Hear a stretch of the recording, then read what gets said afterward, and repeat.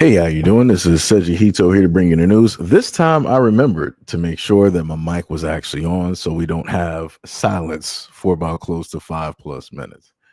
So it's a variety of videos that we have directly up here, and as title it says, they will make it worse for others. So we're going to go over a variety of videos that will encompass specifically what it is that I'm referring to and talking about, and we're going to dive directly into that. So the first video that you're going to run directly into is one that is of a black man in oldies, and we're going to watch how the guy on the left side of the screen decides that he quote unquote owns the place while working as security or a worker. That bad. Yeah, okay, I'm finna empty everything out my pockets, everything. Yeah, go ahead. Come on, let's go. Open the door. Let's I ain't took. You got a bag in your jacket. Yeah, my personal bag. Well, let me get the shit out the bag. Let's not fucking There's nothing in this bag that belong to y'all. Bruh. Bruh. talking. Stop talking. You ain't supposed to talk. Open your shit up. Why you talking to you like that? You gonna put your hands on me? Bro, take your out because you wasting my people's time and my time. You got that bag. Take my out of it. I'm not gonna play with. I'm not You in it. wasting my time. Good, today. take what the bag. Get Just take what the bag. I don't have nothing in it. Alright, just open it. Just open it. Just open it. Yeah, that's what you want to see. that bag. This bag is empty. Feel it. Grab it. Empty. Empty it out. Empty. Do I get an apology when you get No, through? I need to find all my. I don't have nothing. No, it's in the jacket. Where's the jacket? I'm taking everything out. Take okay, and then you deal with him. All right. After you don't got I don't have. I don't have. I'm finna Open soup. everything. I'm finna soup. I appreciate this. This just made my day. You finna go in live with this. Check everything. There you go. Check Just it. open the bag. Check it. Open the bag. Check it. There's nothing in it. Feel it. Feel it. Feel it. Feel my coat. Now I want to talk to the owner or the manager. Because I don't have. I'm not a f***ing thief. Nothing. Come on, where the owner at? So shout out to Brandon V World. Said this man has come back to town. Here comes a new challenger. Much love, respect, and appreciation for the $5 dono. Shout out to Chris T the third. What is up? Much love, respect, and appreciation. Shout out to Pink. Shout out to Let's Go, and shout out to Gail. So again, as we can clearly see, right, we got this clown. Let me see if I can roll back so we can happen to get his face. One thing I want to showcase is the fact that they decided to handle the situation by getting the guy to go to the back of the store. And again, this is not even an office, right? If we zoom, let me just let it play. Personal bag. If we look at this, this is a very confined, closed space. You got pipes back there. You have, other things that are meant to clean the floor and things of that nature, right? So it's not even an actual office that they're proceeding to back this guy into and to quote unquote see if he has their stuff. You would have thought like this was like Snowfall or something. Because I really feel as though that the guy that you can clearly see on the left-hand side of your screen in the glasses, you would have thought that this was some type of television show. The way that he was talking, yo, man, you wasting my time. I'm trying to see if you got my stuff. What stuff are you talking about? Why are you talking like an ex-con that was locked up for like the last 30 or 40 years? Like what are we doing here? And then when a guy, he complied, right? Because again, it was multiple. Right, you got this clown right here trying to act all like this is what I'll be talking about. And I promise you, I can bet top dollar the exact same tone that the guy in front of the screen that you're clearly able to see right now. I promise you, he would never have that with white cops. I promise you, he would never have that attitude. He would never have that tone with law enforcement at all. It'll be a yes sir, no sir. That's all it would be. But this is what happens when you give black folks out there a little bit of power and they feel like they got something. You literally heard this dude talk about like, yo, I'm trying to make sure I'm trying to see if you got my stuff, as if he owns the store. This is last time I checked, I could have sworn this was like a German store or something like that. I could have sworn that this was a German store, and I'm looking at this dude. He looks very melanated. I know you're not German. So what what's happening here? because I could have sworn I went over the fact that Aldi's and it was another store are both a part of the same company. Both are part of the same company, and they're just labeled differently. I think wasn't it Trader Joe's? It might have been. I forgot. It was one of the the other smaller stores, markets. But again, it's crazy how you got folks out here wanting to treat quote unquote their own people as if you was about to put in. Like my main problem with this is if this guy was really about that life, then he would have been putting hands and feet. He wouldn't have been having no conversations. But he not about that life. He might have some height, he might have some weight, but he ain't really about trying to put hands on nobody. And especially not in the open space. He made sure that it was a confined space so that he could potentially have a little bit of control of a situation. But yeah, he ain't trying to do that in the open space though. I promise you that. I promise you that. I promise you in a lot of situations, this dude is a coward. I promise you. Because that's some crazy stuff. And all to find out that the black man that you accuse of quote unquote stealing didn't have nothing. You checked both bags, you checked his coat, and potentially even possibly his person. You didn't find nothing. And you didn't even want to sit up there and give an apology. But oh, wait, guys. But oh, wait, that's not the end of it. It gets worse. It gets worse. Because I found a part 2 to the video. And you know what this clown decided to sit there and do? This clown decided to sit. Oh, let me also give a shout out to Brandon V World. Said, "Bro talks like Ice-T off of Law and Order." Yeah, that's facts. That's 100% facts. So in a second video that was not attached to the original video, the clown decided, or some of his cohorts decided to call the police. And we all know how things can potentially go when the police are involved in a situation. And again, there is no situation. The other thing I want to give a shout out to before I start the video is the young black woman who was calling corporate for the guy, because the main guy with the glasses, he didn't care about nothing. He just thought that he was in the right. He don't even care if he was wrong. He's still right. So let's just look at this video real quick. Store and put it back before he walked up to me. But they won't run the camera and show I ain't touched nothing inside the store. This the man right here. This the security guard. These are the police that I done called.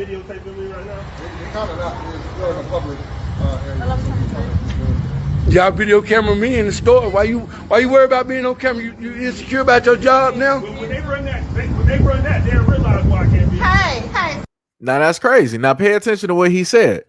The same security guard or worker, whoever he is, I hope this is where I'm at with this, and I'm going to take this to the farthest extent.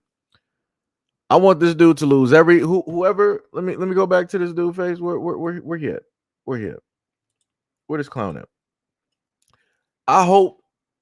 Let me just so people can vote. I hope this dude right here loses I want everything. I want him to lose everything. Everything. And I want them to throw him in prison. I'm dead serious. Because some people we just do not need directly out here at all. I don't care how extreme it sounds. Some people might be able to, that sounds quite anti-black. Well, I guess I'm anti-black today. I want everything stripped of him. I don't want him to be able to get a job anywhere. Anywhere. Because if he's doing this and you can clearly see that there's black people around and he's up there like, oh, yeah, I know that you sitting up here stealing, rah, and nothing was found. And then you turn around to the police and you're like, well, maybe they didn't find nothing on you. But once they sit up there and run your name and your record, yeah, they're going to see why I sat up there and pointed you out. Wow, that's crazy. Put him in prison. Lock him up. Lock him up. Throw him away. Lock him up. Lock him up. Because I'm going to put it to you like this for the black people out here. If he's willing to do this to a grown man, what does that then mean to your black sons directly out here? What does that mean for your black sons out? If he is willing to do this to another black man that is more than likely of his exact same age range or close to, what does that then mean for your black sons out here? They are not safe at all. He is that type of guy. And like I said, he want to sit up there and run and hide when he getting filmed. Like I said, he's a coward. He's a 100% coward. Cowardice runs directly through his bloodline.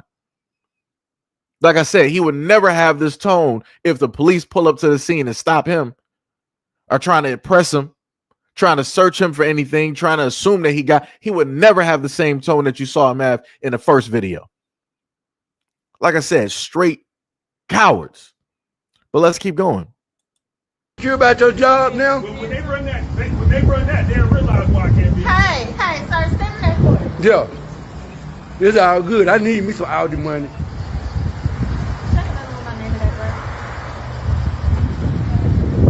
that You can run my record. I got a record this thick. This thick. But it ain't nothing about no being no thief. Bravo, Unicorn, Sierra, Hotel, First Name, Reginald, Romeo. I hear Riverdale Road and Garden Walk Park, Audi, Clayton County. No, I don't need to be out here in Clayco. I need to be in Fulton County. You got no business out here.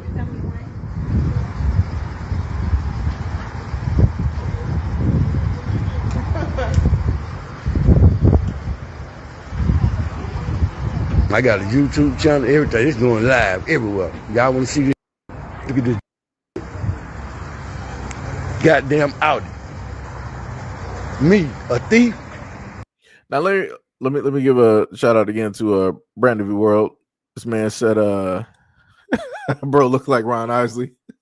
What in the world is going on?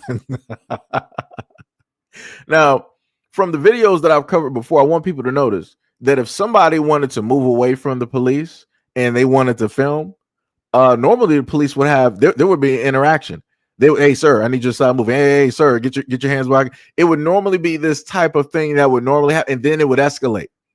Clearly somebody's in the right and somebody's in the wrong, because these cops are not reacting. They don't view him as dangerous. None of them are trying to grab for a holstered taser or a weapon or pepper spray. None of them feel as though that this dude is a danger specifically to them. So again, I'm trying to figure out what are we really talking about here? Why is it that the previous guy decided that he wanted to do all of this? And for me, it feels as though he had the hopes that something that we've seen before within the last 10 to 15 years was going to potentially happen. So all I'm saying is, if people want to talk about the extent of self-hatred and somebody hating their own people, the older guy with the glasses, he's that guy. That's the prime example. That's the prime definition of somebody hating his people or people that look like him. But let's keep going.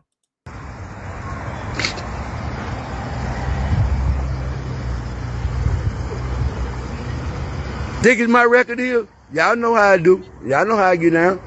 Still there ain't nobody in it.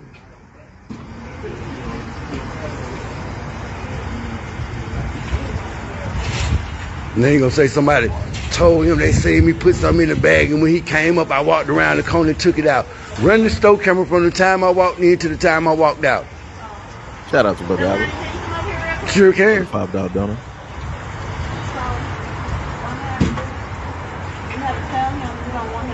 I don't want you to come back. Why not? What did I do wrong? Hey. What did I do wrong? He said what he said. It's his business. Well, No. See, this is my problem. So let's go back here. So we got this clown right here talking about he wants to do trespass. Trespass for what? What is he getting trespassed for? He didn't steal nothing. He didn't cause a spectacle. He wasn't threatening nobody's life. He went along with what it is that you specifically asked of him. You wanted to search his person. You wanted to search his jacket. You wanted to search both of his bags. You found nothing, and nothing. And then the main thing he said was like, oh, after everything is said and done, like, I'm going to get an apology, right? No answer. He was like, yo, after everything's done, you deal with this dude over here and I'm out. But I thought you was out. I thought you was done with the situation. But you decided to involve the police. And then on top of that, you want to sit up there and get this dude trespassed. For what? I hope all these fires this dude. I hope he gets fired. I hope he is not able to get no type of assistance when it deals with him having to get back on his feet. I hope he loses everything. I want him to lose everything. And that's not something I normally sit up there and say. But when it deals with stuff like this and how hard it is normally for black people just to move to and from, to see somebody that is reflective of you, that has a position, and this is what they want to sit up there and do. We're not even talking about him doing this to another worker. This is to somebody who is patronizing the business, a business of which he doesn't own. He is not a part of. He has no stake. He has no stock. He don't own no land. He don't own nothing near there. But this is how he wants to sit up there and act. So when we talk about black folks out there and the difficulties that black folks face, let's say during the time of slavery, these were the main folks directly right there who decided that they want to pull up to the scene and they want to cause problems, that they want to run back into the slave master like, master, they overnight I overheard the slaves. They want to sit up there and start up evil. But no problem. They plan on running away, master. They got all their stuff. What's we gonna do, master? I'm not running, master. I'm always here with you, master. It's me and you together forever, master. That's exactly what we got. This is the other reason why it is that you don't have more than likely a lot of black towns and cities, because along with the normal things that have transpired and happened in America, you have fools like this that always wanted to belong and always wanted to be a pet directly of white people. This is what that looks like. Whenever it is that people wonder why it is that we don't have a lot of black groups doing positive things for the black community, it's because of people like this. Because they would rather black people stay confined to where it is that they are versus trying to actually fix and repair what's going on. Because if black people ever at a point in time in America get up to a stance that pretty much nobody can really state anything negative anymore, people like this don't look like an oddity. They don't look like a unicorn. Now they're just basic. And that's what a lot of people don't understand. You have a lot of people out here that are gatekeepers. You have a lot of people that are in the black community just like this that want to keep the black community at a certain place so that they can seem like, oh, I made it directly out here. I'm the best of the best. When realistically, you're not. You're not. You're not at all. But I'm sorry. Let's continue. I don't want you to come back. Why not? What did I do wrong? Hey. What did I do wrong? He said what he said. It's his business. Well, I want to talk to the GM. No, we're not doing that. Why not? Why am I in the wrong and I got accused of stealing? Call corporate. If you want I need all the information. she gonna get. There was a slight freeze directly in there dealing with this connection. It'll start up in a brief second. Okay, sure will. Because I need his job. Listen, understand that you have a seat. You cannot come back here. I ain't got no problem with This is another problem that I briefly forgot about. This cop right here, I don't know who he is. For you to pull up to the scene, and I just want to say this, right? So the black guy filming, of course, he's filming everything. He's not going to just decide to jump stupid. He questioned the dude. He was like, "Yo, what you about to trespass before?" Like, "Yo, that was him just talking because he's frustrated about getting blamed for something that he did not do. He got called a thief and he wasn't even stealing at all. He was honest. He was like, "Yo, I got a record, but it has nothing to do with stealing." He was honest. He's directly recording this, filming this. He knows what it is that he is saying. Standing 10 toes down. Here comes the cop. I'm like, hey, what you doing all that for? You making it seem like it's more than what it is. It's a guy having a conversation towards somebody that accused him of something that he did not specifically do. And then within that, y'all responded directly to the guy without any type of proof. In droves. It's several of y'all directly out there for this situation that doesn't require several officers. That's ridiculous to me. And you trying to make it seem like the dude is about to pop off and just start just running up and just swing on him. Come on now. Calm down. I know your job is boring. I know you don't got nothing else better to do. Like I said, you need to work on this. Like I said, this is why I be having a problem with a lot of overweight cops, because they don't really got nothing.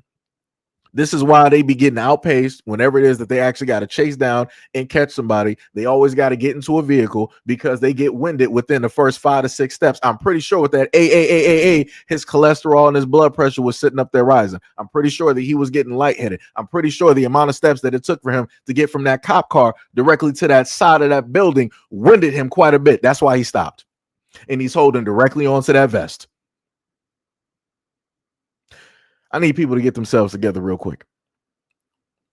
That's all I'm saying.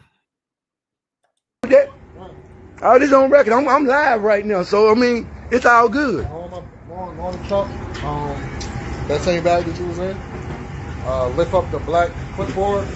Can you write I can't come back in the property. He just gave me a trespassing warrant. So this is the only female at the store that tried to help me and tried to stop him from being wrong. So she need his job. She talked to the general manager for me.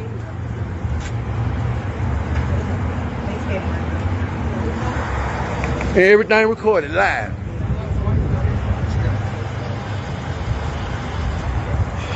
Like I said, shout out to that young woman. Shout out to her bloodline, because obviously they some real ones. I don't know who sat up there and birthed that black dude, that store worker.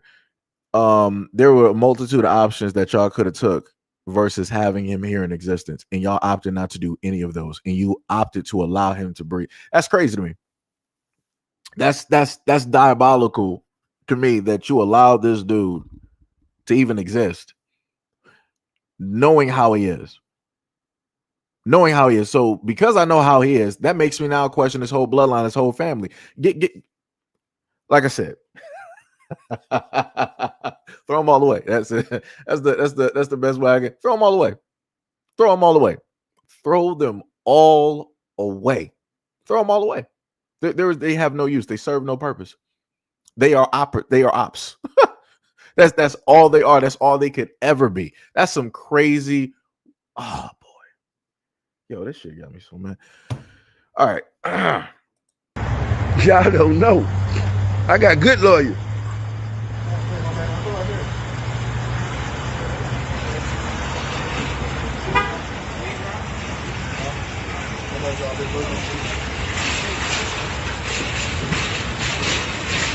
So y'all gonna write me a trespass warning too?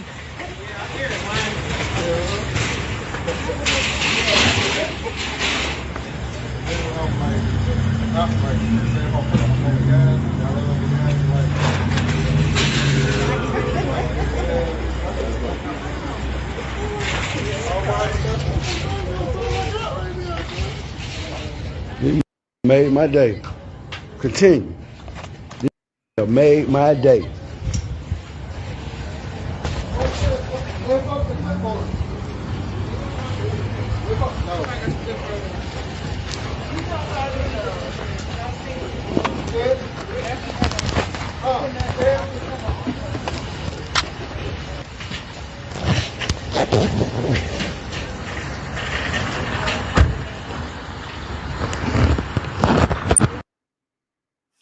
Like I said,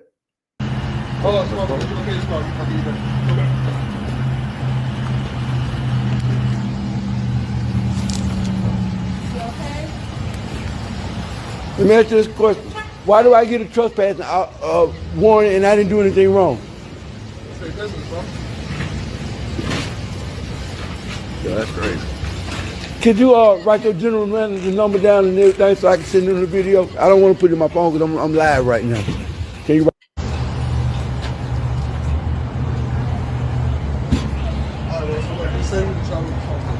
Huh? So you see what type of time you're on, so just try to stay with Oh, me. hey, you got no problem with That's it. the case number. Whenever you get the corporate number, just What the? Let me pull that back real quick. Huh? so you see what type of time you're on, so just What do you mean? What type of time you on? What are you talking about? Who are these cops? Who is this clown? What are you talking about? What type of time he's not doing nothing. That man, dog.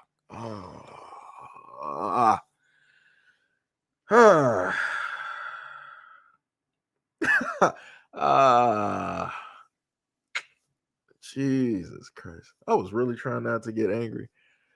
Oh, this is I just want people to understand this is why it don't matter what color the cops are. This is why Black Americans don't like cops. There's no other way. I got a matter of fact, I actually have another cop video that I can pull directly up.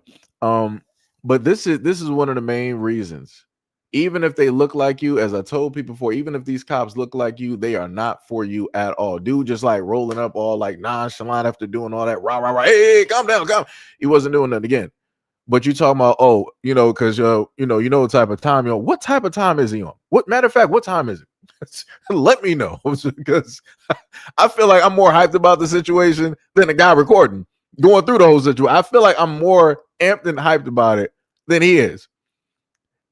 And it's like they're really trying to make him out to seem like he's this type of guy that's going to just like blow up like a powder keg or something. Like this is wild. This is wild. This is why we don't like cops. This Wusa. Gotta just calm it down. Gotta pull back. I didn't even have coffee today. Didn't even have coffee. Just try to stay with Oh, I'm finna, hey, you got no problem That's with the it. case number. Whenever you get the corporate number, just call. She finna bring me that information out right now. What's your phone number, Jamon? 544 507 4032. 507-4032? Yes, ma'am.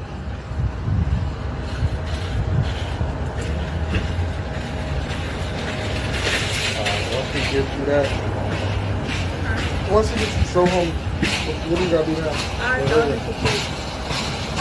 She finna bring me out a piece of paper with general and corporate number on it. Then I can go about my business. Thank you so much, man. What's your name? My name is Ashton. His name is Jamil. I just called him. He's looking for your call. So you can go ahead and call him. Okay, I'm gonna call him right now. Just go ahead and call him and talk to him. But I gotta get off y'all property. You have a good day. You too. Thank you. Shout out to her. Make her the store. She needs her own store. She can I go back to where let me see. Let me go back.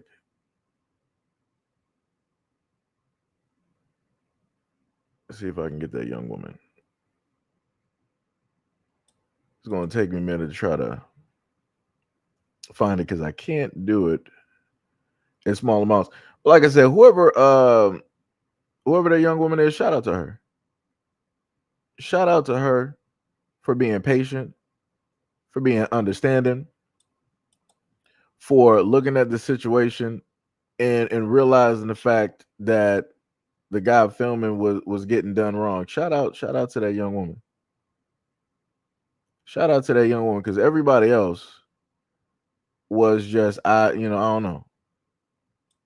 Like I said, it's whole thing is crazy. I think that should be her pulling up. Like I said, shout out to that young woman. That's the type right there that needs her own store. She needs to be over everything because she's going to make sure to manage stuff. She's going to make sure that situations properly actually get solved, and it's not some just ego, driven type of situation where you got somebody that's in a power position. They want to pull some stuff and try to let people know, what they can specifically do. Like put him in, put that other guy, put him in prison. Put him in prison since he likes power so much. Put him in prison. Let's see if he has that same amount of power when he's locked up with the inmates. Let's see if that can happen. Strip everything from him. No house, no apartment, no car. I want him destitute. I want everything gone. Because very easily this situation could have went differently. And I've covered situations and videos like this where young black men and black boys have been blamed for something that they did not specifically do, and all to find out that they didn't do it, but yet the police didn't care and they just went off with whoever was working in the store or whatnot, whatever stated, and somebody is battered and bruised and they're in a hospital, broken legs, arms, all of that type of stuff. No type of apology is given, and then the police are like, well, we did our job. We came there, we were told this information, and we did what was within our procedures. We followed every line of our procedures. We didn't go outside of that. So our officers are innocent. And yeah. And that's what they say every single time. Wow, that's crazy. Man, that is crazy. Like I said, that's why I tell a lot of folks I understand why people drink. I get it. And I still can't do it myself, but I understand.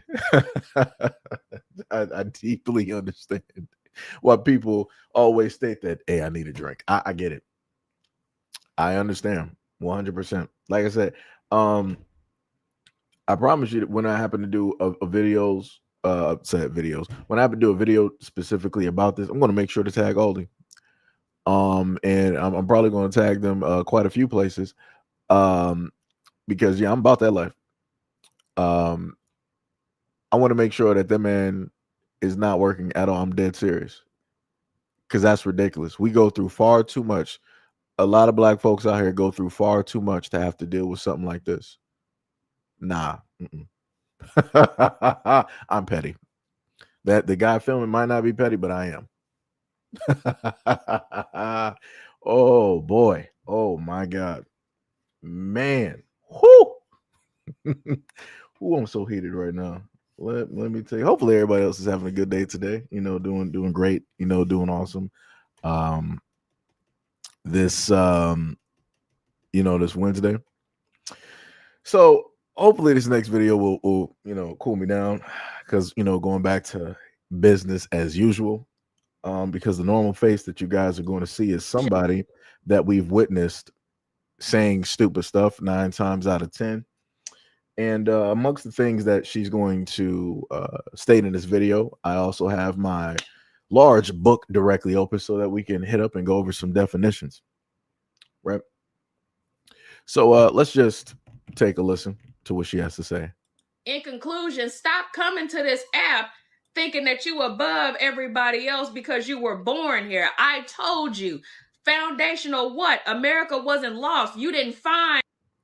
You're not foundational to nothing but Africa. I don't know why it offends y'all. Newsflash, every black person, every black and brown person walking this planet has African roots, whether you like it or not. Those are the facts. So for y'all to discriminate and be so hateful and negative towards Africans, it's self-hatred. Colonization did a number on y'all. And it still has, because you associate anything African to lowness or trashiness or filth, and it's not. Africanism is you. So let me just get this. Let me just roll this directly in here. This person is not Black American. I just want everybody to understand that she's not Black American. She's not Black American. She's not Black American. She is from elsewhere. And what I've run into anytime I've seen her face, along with the bull ring, is that she primarily either number one has conversations talking about Black American men, or number two wants to open her mouth and talk this type of way when it deals with Black Americans in general. And I always find it very interesting that people like this can never make content solely about their homes that they ran away from. I find it very interesting how these exact same folks can pull up to the scene and decide to wave the finger or to point at Black Americans and tell us what it is that we are and what it is that we're not. And this is the disrespect that Black Americans talk about all the time. If we say that we're Black American, that's the end of the story. It don't matter what it is that you are specifically saying. Whatever you want to call yourself, go ahead and call yourself that. You don't dare roll up to the scene and decide to tell the Black American community that, this is what you are because I say it is what you. No. Everybody here can make their own choices. This is why you have ADOS. This is why you have FBA. This is why you have people saying that they are indigenous. You have other people, saying a variety of, originals and Hebrew Israelites and Black American. People have the right to go towards whatever it is that they feel fits them, right? Or from whatever information that they have received or gathered over time. This is the branding that, in a sense, relates to them. They have the right to do it. You as a foreigner have no right to pull up to the scene and to try to tell us anything at all. If you want to tell us something, you can educate us about your home. You can tell us about your culture. You can tell us about your tribe, your traditions, your languages, your food, your religion. You can do all of that. But to come up here and to think that you have anything of worth to use to try to tell Black Americans anything is crazy. It's 100% crazy. And this is why we have the continual back and forth online, because as stated, Black Americans can purely focus on themselves, but everybody else can't do it because everybody else does not have motion. No matter how important they always like to say that they are, they always return back to what? Talking about Black Americans in a negative light in order to gather some type of views, in order to gather some type of light, some type of celebrity, in order to gather some type of buzz, because they themselves don't have the energy. They don't have what it takes to do it. Like I said, everything that Black Americans have is God-given. It's given directly from the universe, from the source. I don't know what to tell everybody else. You might want to sit up there and talk to your creator about that, whoever it is that you believe in. Because as I stated before, if all of these folks out here were so great and they have, all of this, musical whatnot or whatever over there in Africa, then y'all should be able to list 50 Africans that are the pioneers of R&B, rap, jazz, poetry, all this. Y'all should have like the top 50 to 100. You should have the historical records. There should be no ifs, ands, or buts or excuses. But yet I've never seen this online. I see people talking about the creatives of now. I don't see them talking about people from the 1920s and 1900s, the 30s, the 40s, and I don't see none of that online. But then everybody want to pull up to the scene talking about, hey, Black Americans, you are African. You got to realize that you're African. When you say that you're not African, it's a force, xenophobia. You're anti-African. You're hating yourselves. Who said that?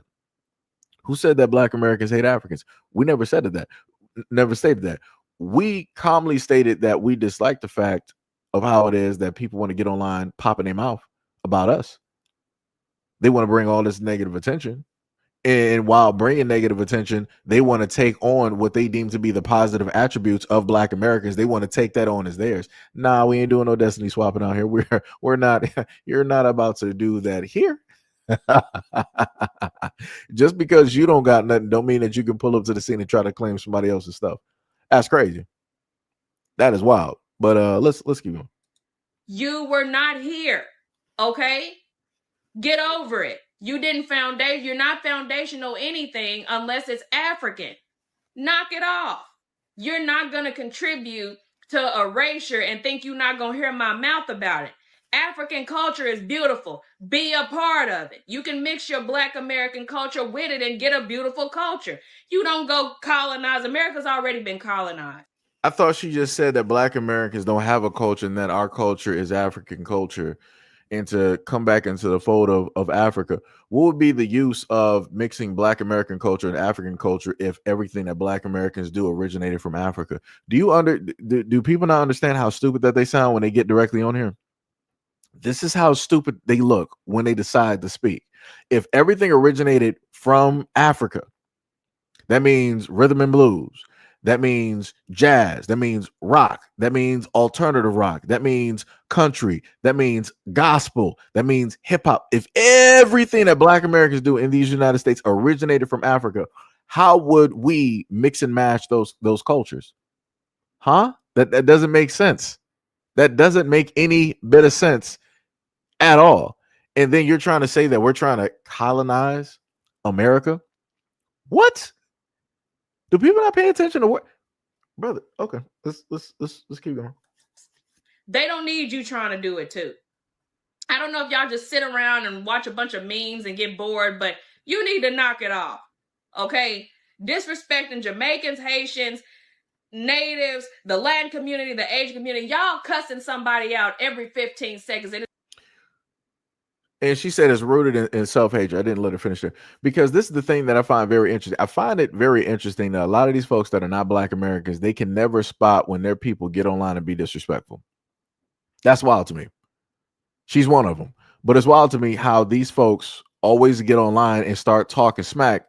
And then a moment in time that we catch wind, it hits our ears and we make a response. And now we're the villains. We're the villains. 100%. We're the villains because we're making a response towards everybody that made a negative response towards us. Black Americans in general don't sit up there and come after other groups. We don't just normally naturally talk about other groups. This is not what we do culturally. This is not what we do directly in our homes, in our workspaces, at the water cooler, at the office. This is not what we do when we sit up there and go out there and get our mail or receive our packages from the Amazon guy. This is not what we do. You guys are not on our minds every single day. This is what y'all do, though. Y'all get online every single day and make platforms, literal platforms. We got tens of 50s of hundreds of thousands of videos where it's specifically talking about Black Americans in a negative light. How you do that? Where do you do that at? Who trained y'all to sit up there and do that? That's some wild. I know who trained you, but again, who trained y'all? Because somebody trained you in order to do this. Somebody has put y'all up to doing this. You've been indoctrinated to believe a certain type of thing. There's a lot of projecting going directly on. You're talking about that Black Americans hate every other group, but yet we're not the ones going out there and talking about every other group. So it seems as though the ones projecting are the ones that actually hate Black Americans. And then when we point this out, here y'all come talking about, oh, actually it's self-hatred. The other groups actually don't hate Black Americans. We've actually tried to come together and we've tried to formulate a bond, and you guys have denied us countless times and da da da da rah rah. Yeah, okay, sure. Okay. All right, let's keep going though. It's rooted in self-hatred. Just say you don't want to be black and get out our face. Because we so tired. We are so tired of the rants. We're tired of the I'm not African, I'm black. Africanism comes as a result. Like I said, blackness is a result of Africanism. You knew what I was trying to say. I speak 4 languages and I don't give a if I up in English. You knew what I meant.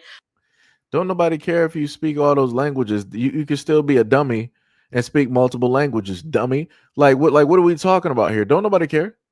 Like, so out of all of your speech, you want to sit up there and just try to like hype yourself up, like, oh, I could sit up there and speak 45. No, don't nobody care. No, nobody specifically asked you, do you speak multiple languages? Like what are we even doing here?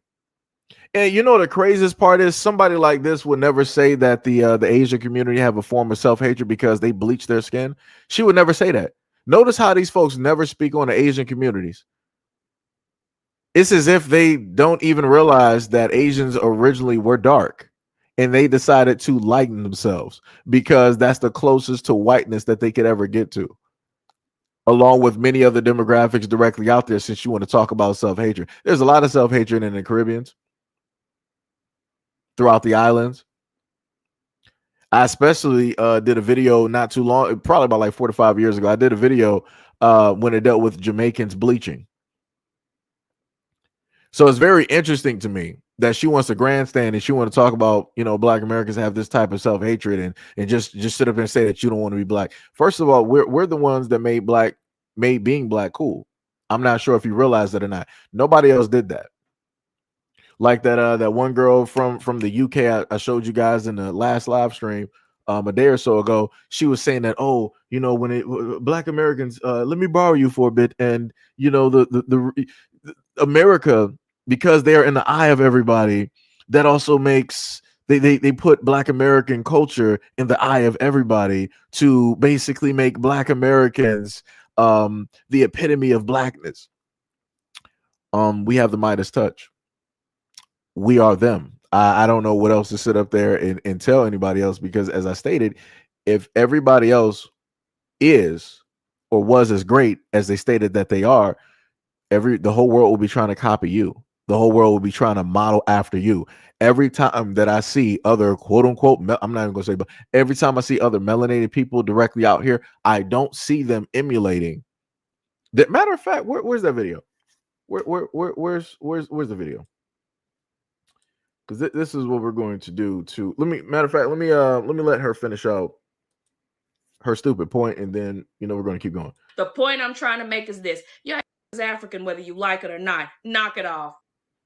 Yeah. So magically, she's the end all to be all when it deals with things with Black Americans and how Black Americans feel about them. Okay. Yeah. Right. All right. Anyways. So I'm trying to get the video. If I got it, I might have to actually roll back up. Yeah, I got to roll back up. There's a video where it deals with some Somalians, and they went back home. Right? They went directly back home, and color me surprised when the Somalians were not sounding or acting like Somalians, which to me, I found to be very weird, because I'm like, if you, again, you don't consider yourself African, you don't consider yourself Black, right? Cool. I found it. No problem. Let me just go to this real quick. Make sure this don't have no music. They don't. All right. So let me get this directly up here, right? Let's just take a listen to how I didn't download it. That's crazy. I thought I did, actually. Let me click that real quick. A few seconds. All right, should be downloaded. Place this directly in front of you guys. Let's see. Should be up there now. Okay, there we go. They're watching us like they never seen. You know how like people come here to watch animals sightseeing? They're sightseeing us like they never seen people with long hair. There's a kid over there recording us. Look at that kid right there recording us, bro. Look at that kid recording us, bro. Cool. So what I'm saying is, when you even hear how he's trying to talk, it don't sound nothing like Somalis. He's back home. He don't sound nothing like a Somali. He sounds real Black American. Even what they're wearing, looking real Black American. You're not naturally going over to Somalia and seeing Somalian men with long hair braided up and all this. Nah, you're not pulling up to the scene with no 50-50 directly on. You're not wearing no wave cap, no do-rag, no none of that. So this is why they're looking at them like weirdos, because culturally you took on somebody else's culture versus where it is that your bloodline is from. And this is what I'll be talking about. What's up, bro?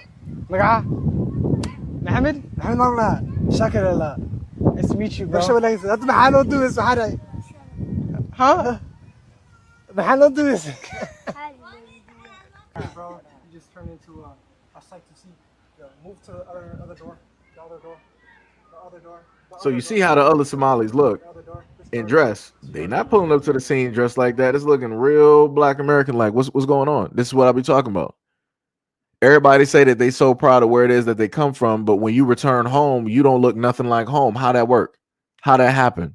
How you do that? But you proud of your culture. You're proud of your traditions, your religion. You saying all of this, bro, doing all of this talking with your hand. Like, yo, come on now. What we talking about? What we talking about? But people want to sit up there and try to say that Black Americans are the problem and that we think too much of ourselves. We are looking, we're looking directly out of, the glass window, and we're watching everybody else, formulate their own making models, their copies, generic versions of what they deem to be a Black American, and putting that and putting themselves directly in that costume. And then at the same time trying to say that that's them. No, it's not. No, it's not. It never was. Like I said, that's some crazy work. So let's go to let's go back to this one real quick, right? You see her, right? So let's go to the definition that we have directly here. See if I can get this for you guys. Right? So let's read this together. They said early European settlers in America described people they encountered using a variety of terms related to color, heavily influenced by their own preconceived notions of race, quote unquote, savagery, and in some cases, the physical appearance of the indigenous people. Here's how they described the color of the people of the New World. They said olive, tawny, or brown, right? They said many explorers, chroniclers, and explorers described Native Americans as having an olive, tawny, or brown complexion. Next, they said blackish. Some descriptions from the 1700s characterized the bodies of natives as blackish. Next, they said red set or yellow. The descriptions used, other descriptors use terms like red set or yellow to describe the skin tone of indigenous populations, right? So let me just open up my handy dandy book, and which one we're going to start with for? We're going to go directly and look up let's go to from the top, right? We're going to do with the olive, the tawny, and brown. We'll try to go in a type of order. First, let me just roll directly through here. So in the book, it says brown. Let me just bring this down. It says brown or dusky, of a dark or dusky color, inclined to redness, but the shades are various as Spanish brown, London brown, clove brown, tawny brown. Again, that's going to be a word that's going to come directly up again. And they said brown results from a mixture of red, black, and yellow. Right? They said brown to make brown and or dusky. So next, sorry, I ended up hitting the mic. We're going to go directly through. And we're going to deal. We're going to go through with tawny. Let's see.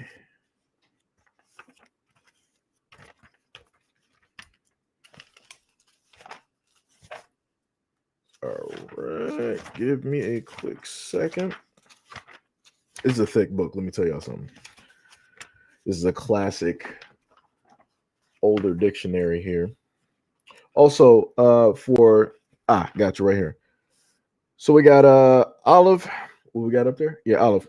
So when we go directly there, we got the terminology or the word called olivaster, or the color of the olive, tawny. Again, you're hearing the word tawny yet again, right?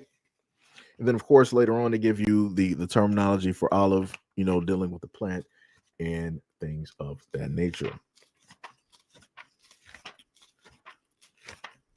So now we're going to go directly to tawny. I should have this marked. Was that ready? Yeah, that's red set. That's a little bit. Matter of fact, because we're actually in the area right now, so let me give you our red set, right? So red set, it says see ready, and it says see ready or red. They said of reddish brown color as a red set mantle, right? So we keep going. And we are soon to hit the definition of tawny. There we go.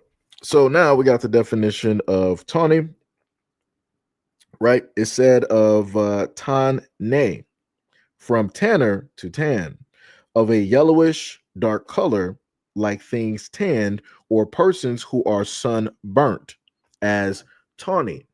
Moor or Spanish, the tawny sons of Numidia, the tawny lion, right? So again, going directly over these definitions, it seems that people had a very, nice, like a brown, dark brown complexion. People had a variety of complexions directly there. So next, we're going to go directly to blackish. I think, did I read that one off? Earlier, I don't think I did, actually.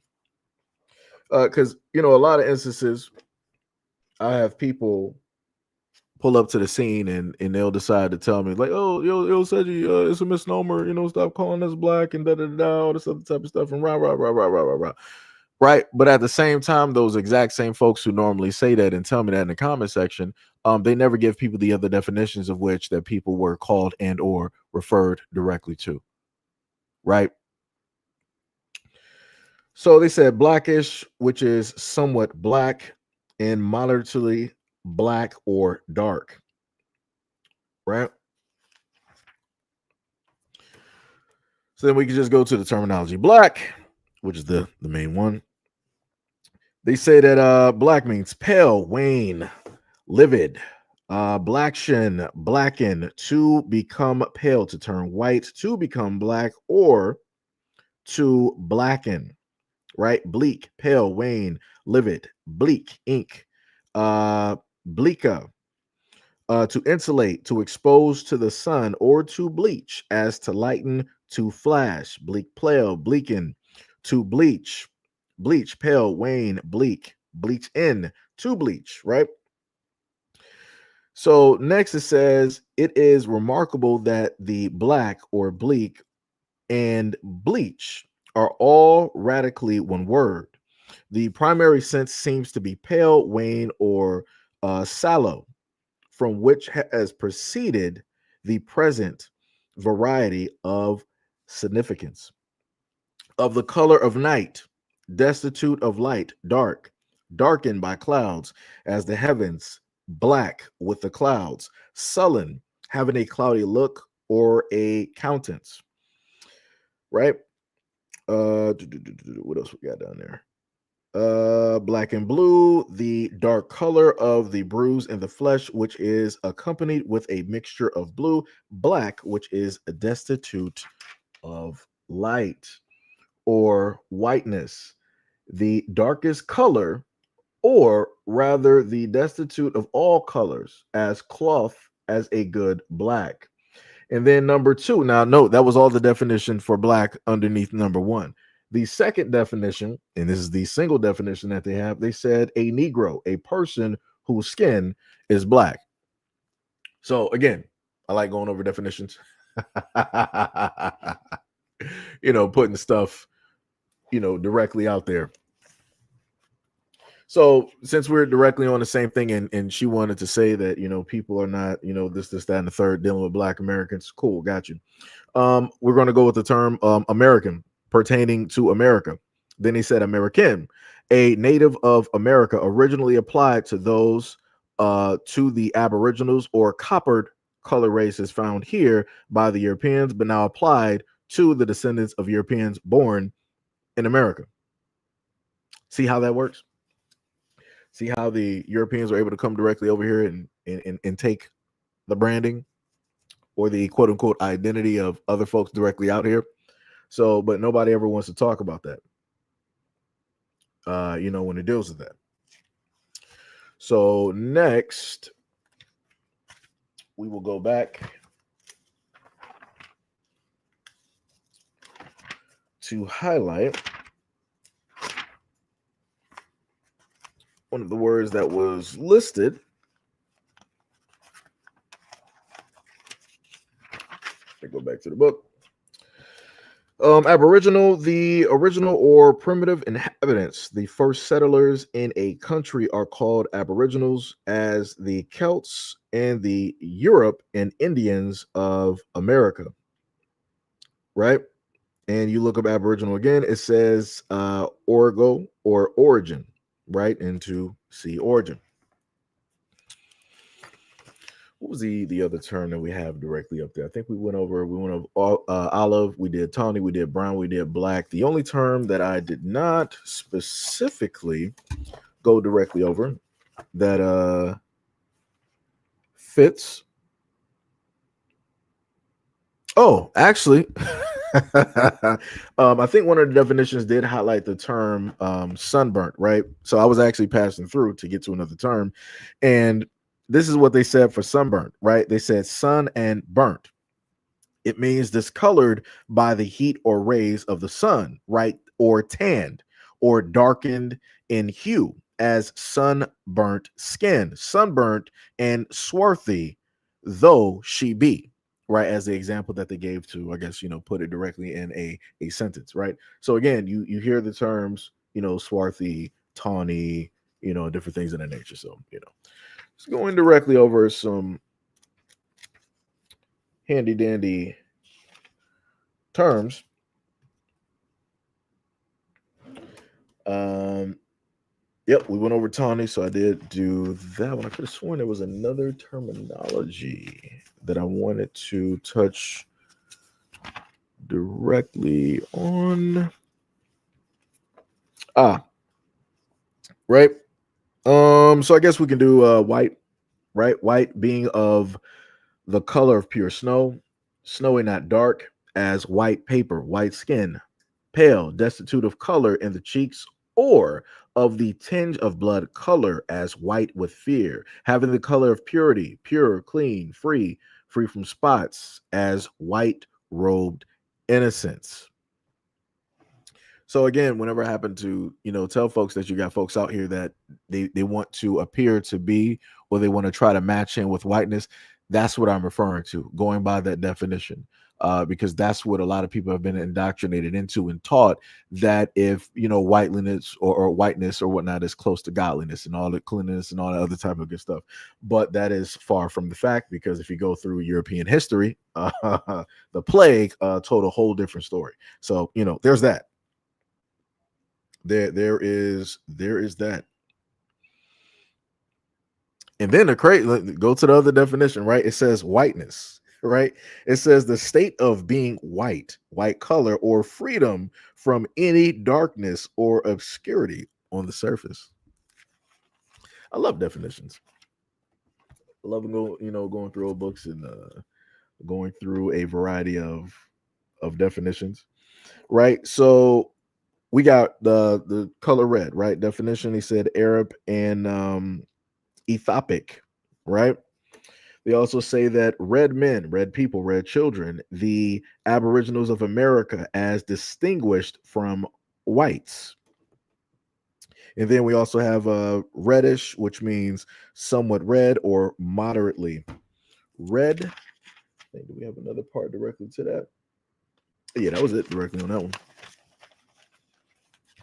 But yeah, like I said, it's very interesting, looking over a lot of these definitions whenever you hear people talk about a lot of things. Let's see, gotta go. Sorry for flipping through the book. It's a little bit loud. My apologies.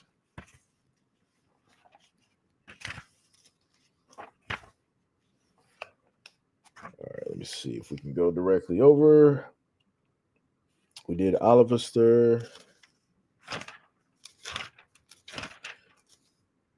see. So now we're going to look up the next word that was listed. If I can find it real quick.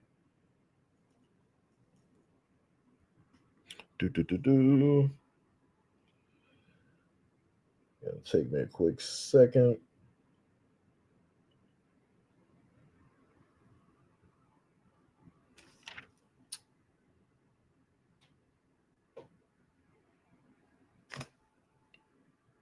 Oh, they actually got Oriental in here too.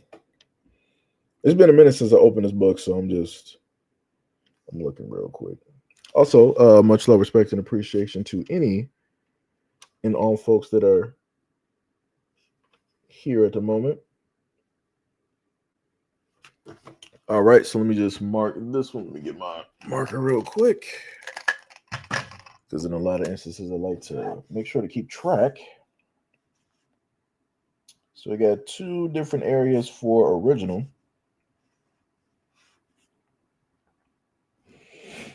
Right? So for original, right? Origin, of course, it means the first existence or beginning of anything, as the origin of Rome, right? So next we got original, which is the first copy, archetype that from which anything is transcribed or translated, or from which a likeness is made by the pencil press or otherwise. Thus, we say the translation is not equal to the original. If the original cannot be produced, we are permitted to offer a authentic copy. After that, we have original again. It said first in order, preceding all others, as the original states of man, the original laws of the country, original rights of powers, the original question in debate. After that, they say primitive, pristine, as the original perfection of Adam. Original sin, as applied to Adam, was his first act of disobedience in eating the forbidden fruit. As applied to the preposterity in it is understood to mean either the sin of Adam imputed to the preposterity, or the corruption of nature, or the total depravity which has been derived from him in consequence of what took place. Let me see, what was it? On the subject of divines are not agreed.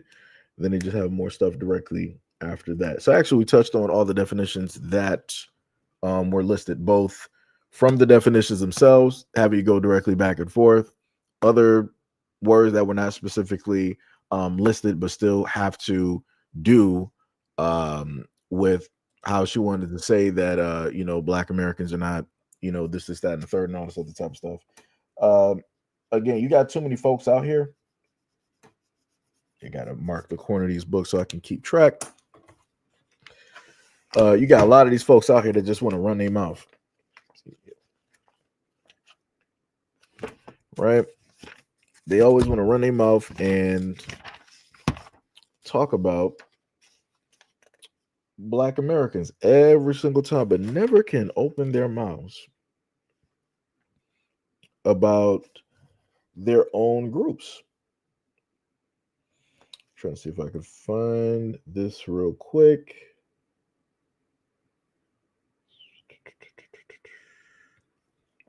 Also, again, much love, respect, and appreciation. My bad for not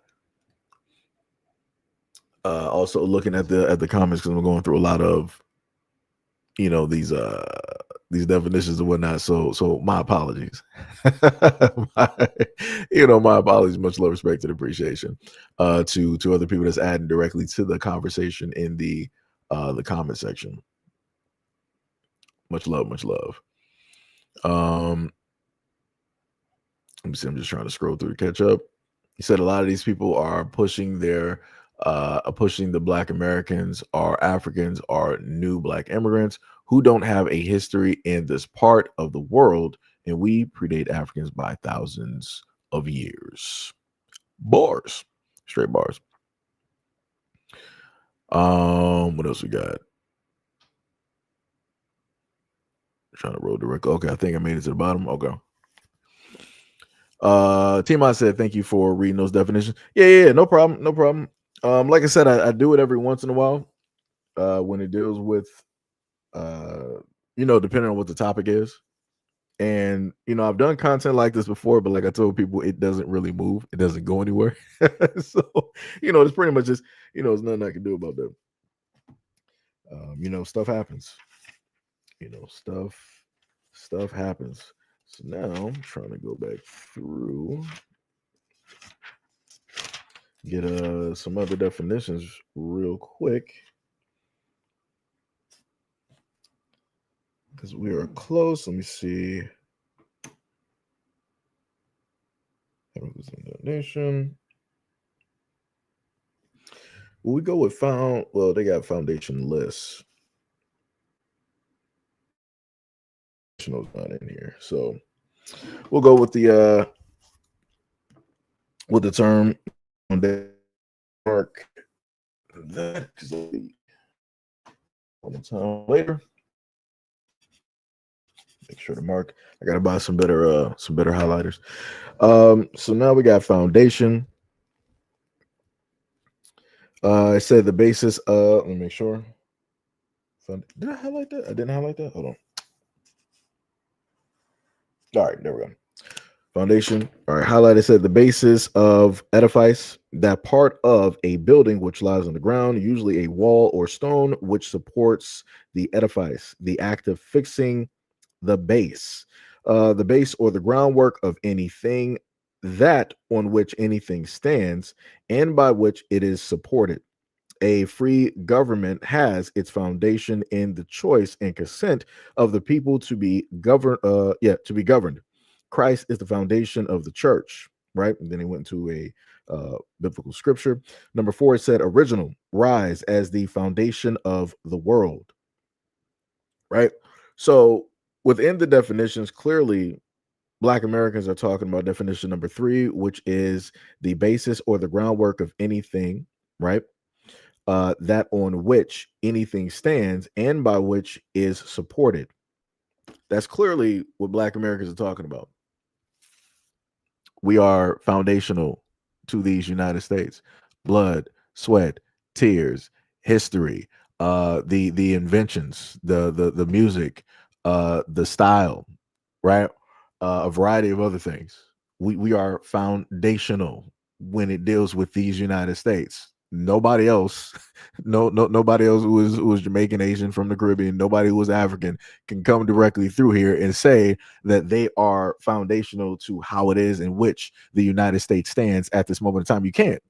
There's nothing that you can reach for. It is impossible. Now, they can say that they're foundational to their lands, and by all means, you are 1000%. You are correct in saying that. But to pull up to the scene and to make it seem like you are the reason that America is America, it's like, nah, you're lying. And to try to say that Black Americans are not foundational, that's crazy. Like I said, this woman here, she and her people would not be here for what's not for us. Like case in point, this is why they're just now, getting back over there to Europe, right? Why they're over there trying to migrate and do all this other type of stuff, or migrate directly to China and Japan and whatnot or whatever. Like I said, it's crazy work out here. A lot of folks feel that they are, above the program. Some crazy work out here. I just got to mark. I got to really make sure to get some better highlighters. Oh, that's a shame. All right. So that is enough of going directly through that and dealing with this, right? And also shout out to anybody that, you know, stood by and listened to me going directly over the definitions. Much love, respect, and appreciation. Well, let me see. History original powers mountains. Did we have, matter of fact, somebody, let me see something. Did I have that one highlighted in here? Because I was about to go to another video. That's why I like going through books.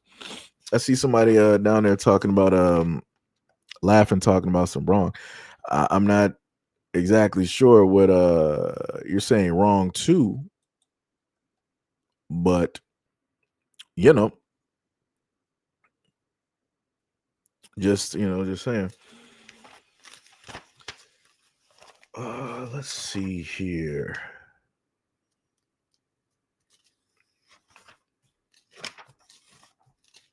I think I should have something.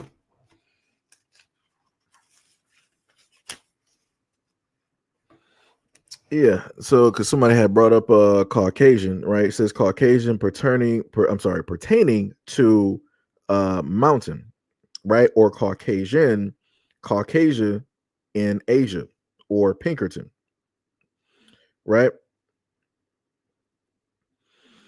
What else they got? Too bad they don't have that combination of Caucasus Mountains. Too bad they don't have that up here. It's very interesting. I mean, we do know where it's located, but it's just very interesting they didn't have that up here. The Caucasus in Asia.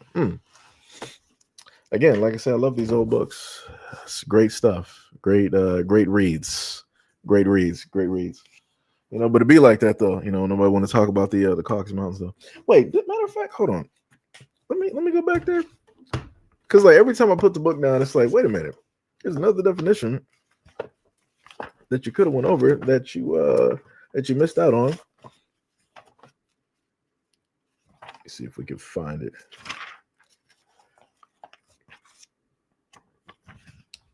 Roll back. I probably don't even have it highlighted because I might not. Oh wait, did we actually have it highlighted? Nope. Okay, that's Pilgrim. Oh wait, hold on. I think we might have it. That's Pineal.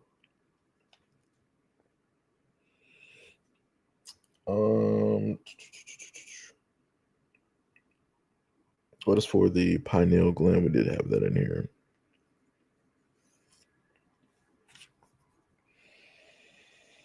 Trying to see if potentially we might have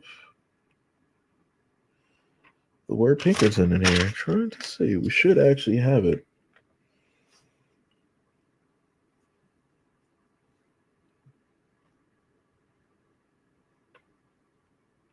And we do not. That's why I was never highlighted. Yeah. They list Pinkerton, but they magically didn't have it listed in here. Again, very weird. So I got to get more books. But yeah. All right. So I should be able to just put that down and go directly to the next video. Let me see. I'll put these in a different order. So we're going to go to the next video, and I want to say shout out to the Nicki Minaj fans directly out there, because obviously this is you. Well, I don't know what to say, but I will say that I am probably the president's #1 fan. And that's not going to change. And the hate or what people have to say, it does not affect me at all. It actually motivates me to support him more. And it's going to motivate all of us to support him more. We're not going to let them get away with bullying him and, the smear campaigns. It's not going to work, okay? He has a lot of force behind him, and God is protecting him. Amen.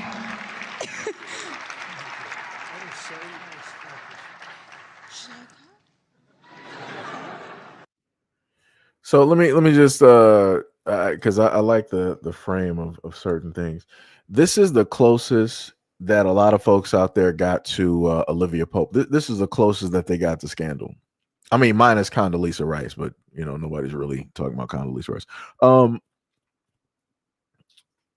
this is the closest that you got. This right here is the closest that you have right now to scandal. For whatever, and again, you know that was a lot of folks' favorite show. But again, you know, Nicki Minaj is an immigrant, going at least by what you know Don Lemons, a journalist, going by what he stated when he decided to have a rebuttal towards Nicki Minaj and what it is that she wanted to say directly towards him. She is an immigrant. So I wonder how those Nicki Minaj, because you know the funniest thing is I haven't really seen, like, normally on X people would normally pop some stuff up talking about Nicki Minaj and her music and this, that, and the third. All of a sudden, since Nicki Minaj has been on this conservative run, people looking, you know, real crazy. People don't got nothing to say. I don't see nothing from, like, quote unquote the Barbs from that cult, right? And then when Don Lemons, who was a member and a part of the LGBT, when he came out and stated the stuff that he stated about Nicki Minaj and her family, Matt, you know, for whatever reason, I didn't see anything from Nicki Minaj fans online. Color me surprised, because normally if anybody attacks Nicki Minaj, the Barbs would come directly out and defend her. But it was like as soon as Don Lemon said some stuff, people just, I guess they didn't hear it. I guess they clocked out the day. I guess the fans actually called into work and got offline and did something normal for once. Because I didn't see fields of videos of folks online trying to get at Don Lemons for talking about Nicki Minaj like they would normally do anybody else. Very interesting. Very interesting. But I guess, you know, you really can't say anything once a journalist comes out there and basically state that the woman that you're looking at here, she protects and she is with predators. Color me surprised. Very interesting. And then that makes me wonder about the Nicki Minaj fans, because I want, the reason I have to frame it like that is because a lot of those folks are the same ones that come after, like, let's say, like if you're a fan of Tory Lanez, if you're a friend, not a friend, if you are a fan of R. Kelly and many other dudes directly out there, you listen to that music, they want to call you everything but a child of God, right? But I'm like, so what does that now mean for the Nicki Minaj fans, the Barbs directly out there? So if she is willing to go out there and protect predators that she knows and to defend them, doesn't that then mean too that the, you know, when in Rome, do as the Romans do, that the Nicki Minaj fans are the exact same as Nicki Minaj and they perform the exact same deeds? And I mean, wouldn't that be fair to say? I'm just saying. I'm just saying this, you know, it's crazy. Just saying, it's crazy. It's diabolical. It's diabolical. And then, you know, people have tried to you know, levy, you know, that same argument when it dealt with a variety of men in the administration, you know, amongst the Republicans directly out there. They, you know, a lot of people wanted to levy those exact same claims, you know, when dealing with those guys. You know, but I be, you know, it'd be like that, you know.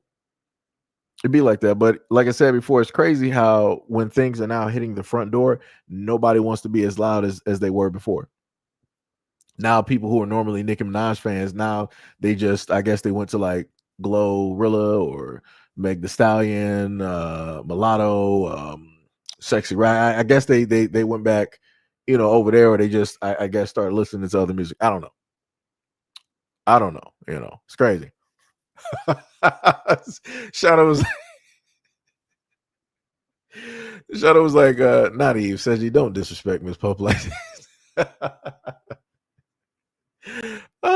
It'd be like that. It'd be like that. Trying to say, hit the like button. That's bars. Hit that like button. Let me see. Smith said absolutely nothing.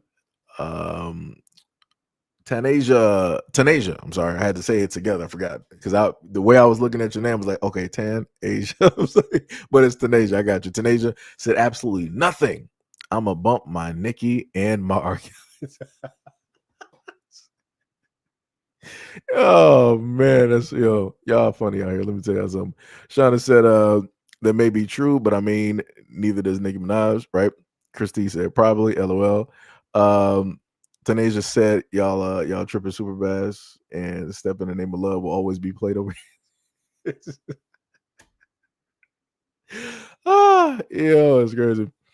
Yo, Soulful, what is up? What is up? What is up? Much love, respect, and appreciation. Much love, respect, and appreciation. Right. So that was the whole thing dealing with Nicki Minaj. Right, just a small clip. So now we're going to go directly back over, and the woman. So you see the Black American woman here. Below, I had to have the video play so you can know who it is that she is specifically talking about. The African woman at the bottom, I've covered a few of her videos before because she decided to get online and she went as a clown Black American women. Because of their body types and things of that nature. She also made a mockery of slavery, right? She just thought it was all fun and games and stuff like that. So let's listen and see what took place.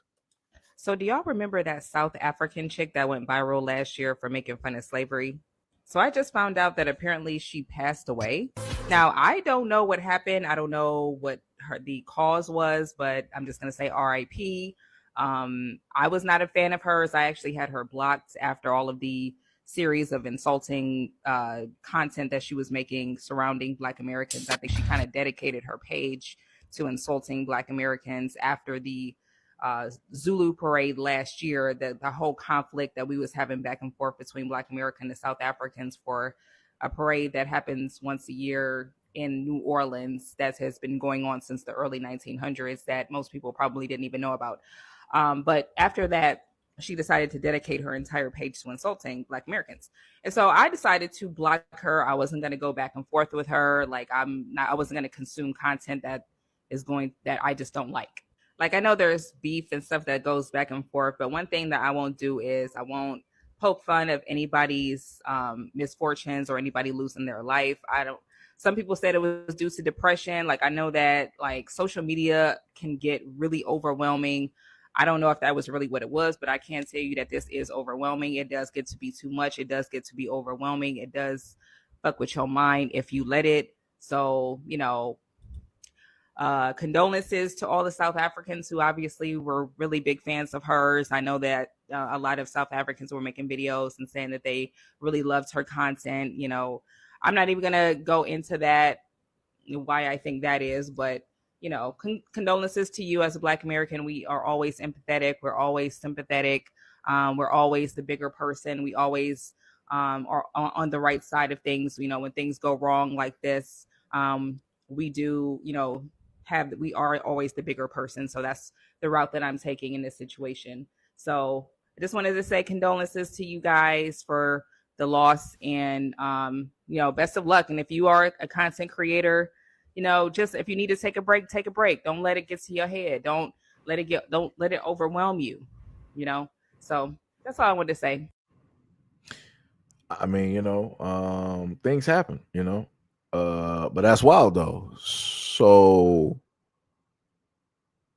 you mean to tell me you had a whole fun time for quite a bit making fun of Black Americans? You made fun of our ancestors. You made fun of our history. You are in this freeze frame right here.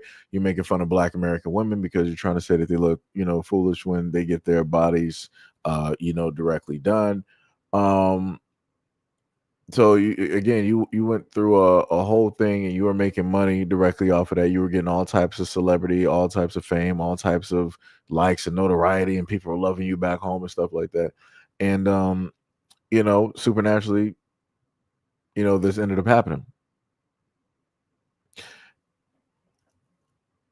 For me, I don't got nothing to say. I don't have nothing to say. The main thing that I try to sit up there and tell folks directly out here is I don't know. I don't know. It's just very interesting.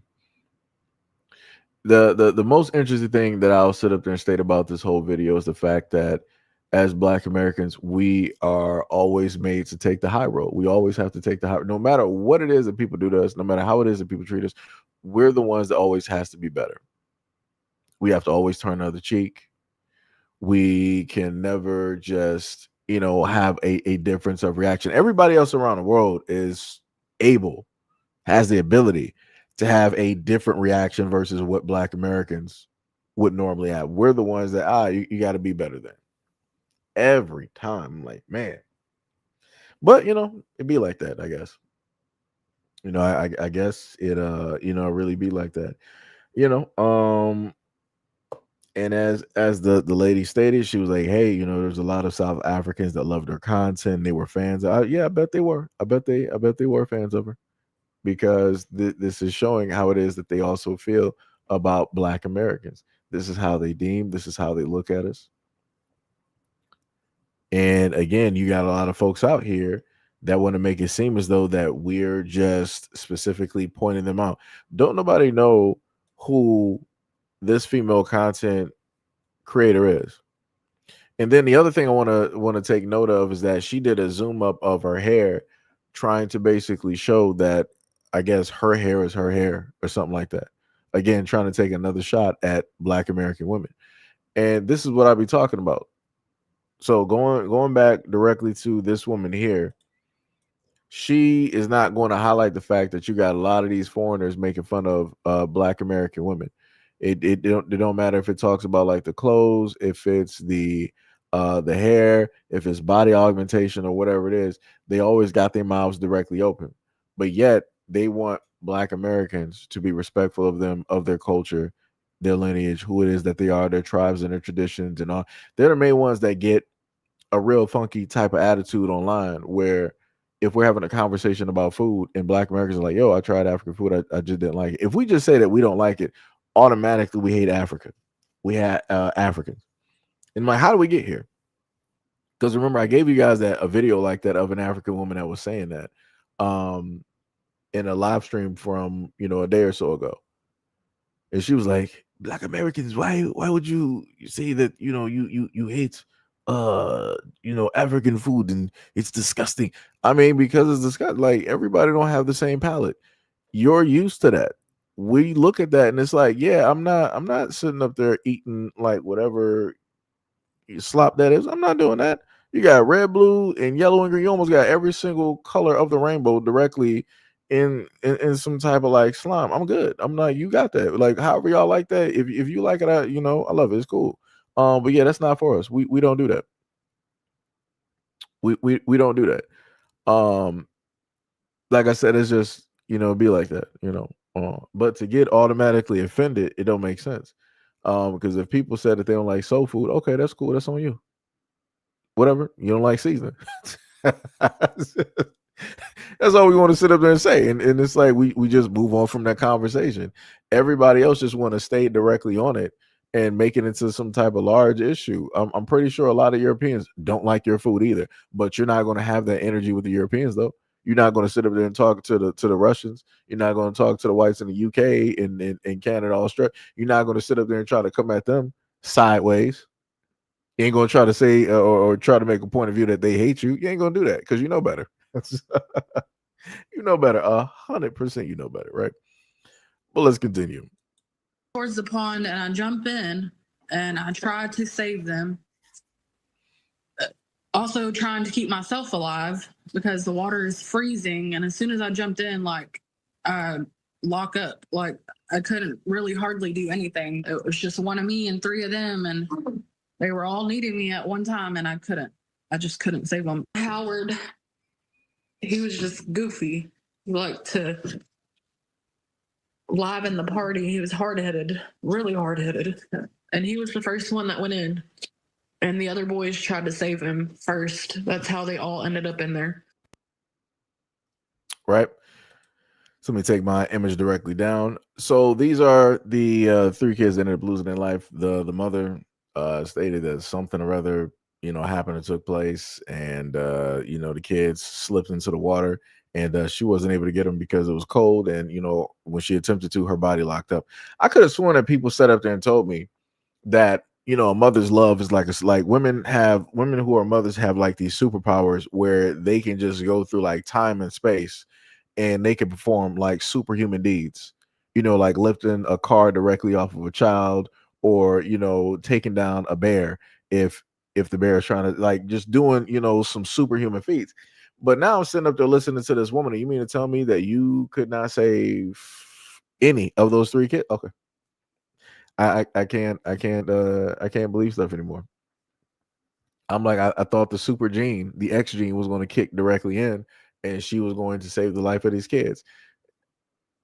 Like I said, I don't. She don't look no worse for the wear. You don't see no type of crying, no type of tears, no type of none of that. It reminds me of a lot of other stories where women like this, inevitably take out, families or the kids or both. What was that one woman? It was another woman just like this where she had some adopted kids, and she was going to drive a van. She gave them like NyQuil or something like that with some Kool-Aid, and then she drove the van and slowly into like the water. And I'm like, huh? I'm like, word. And only in one of the kids, I think it was the oldest one. I think he was the one, the only one that survived that whole situation. Like I said, some crazy work. Diabolical. Lock her up. Put her directly in jail and prison. Put her up. Lock her up. Lock her up. Never pull the key out ever again. Matter of fact, lose it. Throw it somewhere in space. Danger, Will Robinson. Throw it, lost in space. Throw that key somewhere near Jupiter. You'll never find it. You'll never get it. You'll never get it. Never get it, right? So now we're going to go to a Handy Dandy classic video of Amanda Seales. I'm pretty sure everybody knows exactly who Amanda Seales is. So we're going to take a listen to what it is that she has to state and what's going on. I need people to stop telling me, well, why don't you go outside? That's not my role. There's people who are outside who actually can't do what I do inside. And there is a support that happens. That's what coalition building is, between folks who are outside and inside and folks who do both. There are artists and intellects and scholars who do not need to be in the outside of things. We may not be the most effective there. We might be in the way there. However, we support that work. We are buttressing that work. We are bullhorning that work in ways that work cannot be done. And if in your mind it's, well, they're putting their lives in danger and you're not. Trust me, they will come and knock on your door. I hope this helps. So clearly what Amanda Seales stated is that some people are meant to be generals, other people are meant to be soldiers and go out there and sacrifice their lives. That's clearly what she stated. She stated that the smart ones directly out there, they don't need to be on the front lines. They're not built for it. And the ones in the front lines are not meant to be specifically indoors, trying to formulate, strategies or have conversations. I'm like, that's a little bit weird to, in a sense, try to say that, some people are incapable of holding conversations or giving directions and, things of the sort, because you would think that some of the most strategic people would be the ones who have actually been on the battlefield, right? Who have been amongst the lands, who have been walking to and from. You can't sit up there and say that some of the best ones are directly just indoors where they've always been. That doesn't make any sense. You have no awareness. You have no situational awareness. You can't even really come up with a logical battle plan because you haven't really been out there on the field. You don't know what's happening or taking place. But you're fine with telling other people to go out there and risk and sacrifice their lives while you stay in the safety and indoors. I'm just trying to figure out, whenever those times arise, how many of these folks that say this are putting, money on the books for these people?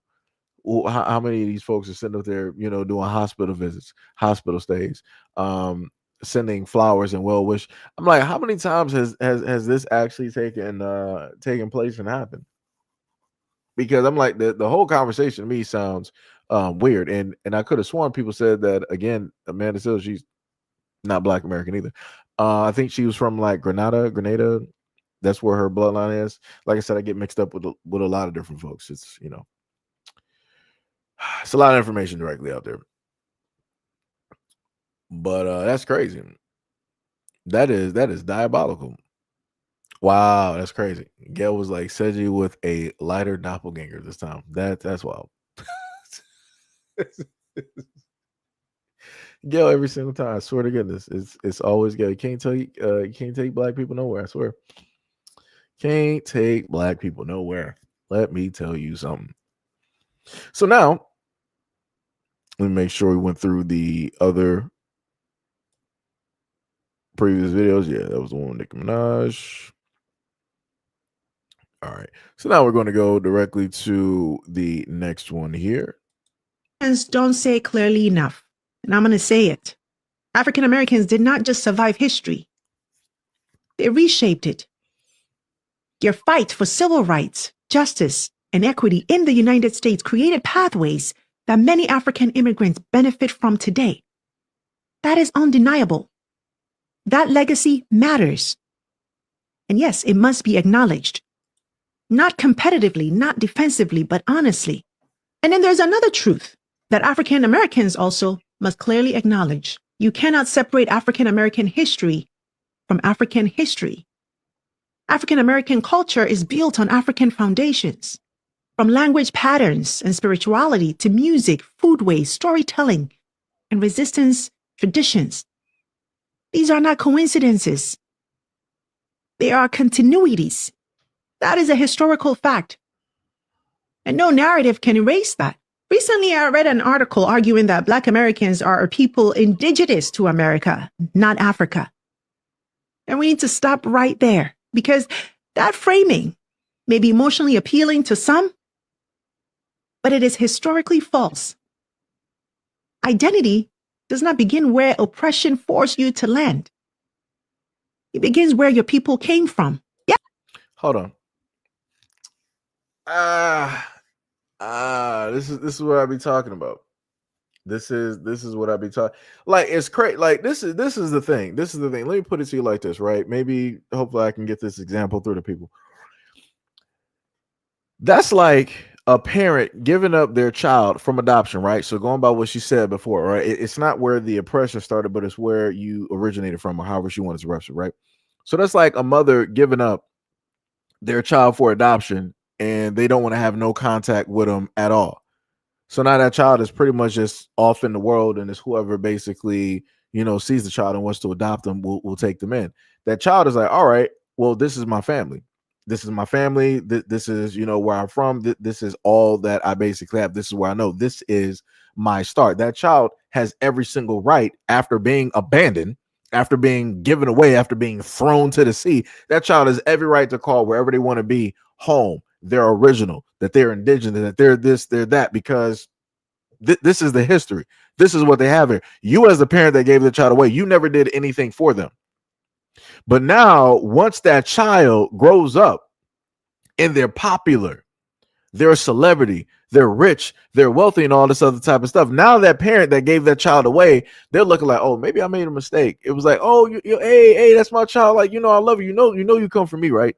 We share the same DNA. Like, we got the same nose and the ears and the eyes. Like, yo, you look just like your family back home. It's like, no, we're not family. We never were. Once you give up rights directly to that child, you give up rights. That means that you sign over everything. That means that you do not show up. You didn't want no contact. You didn't want that child to be able to find you. So in return, you should not be out there going to look up for that child.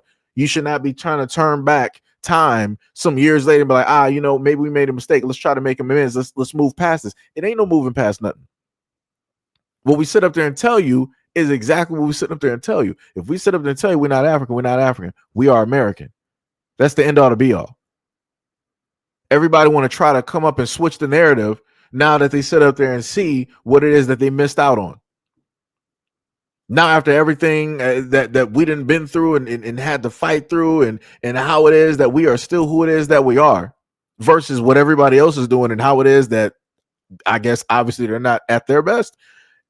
People want to come through to the scene and be like, yeah, you Black Americans, you are us. We made you, we created you. Everything that you do historically wise, it is basically like, the whole civil rights. Yeah, that's Africans. All of your fashion, that's Africans. All of your music, that's Africans. How you like to talk slang, that's Africans. How you like to dance, that's Africans. How you like to style your hair, that's Africans. Really?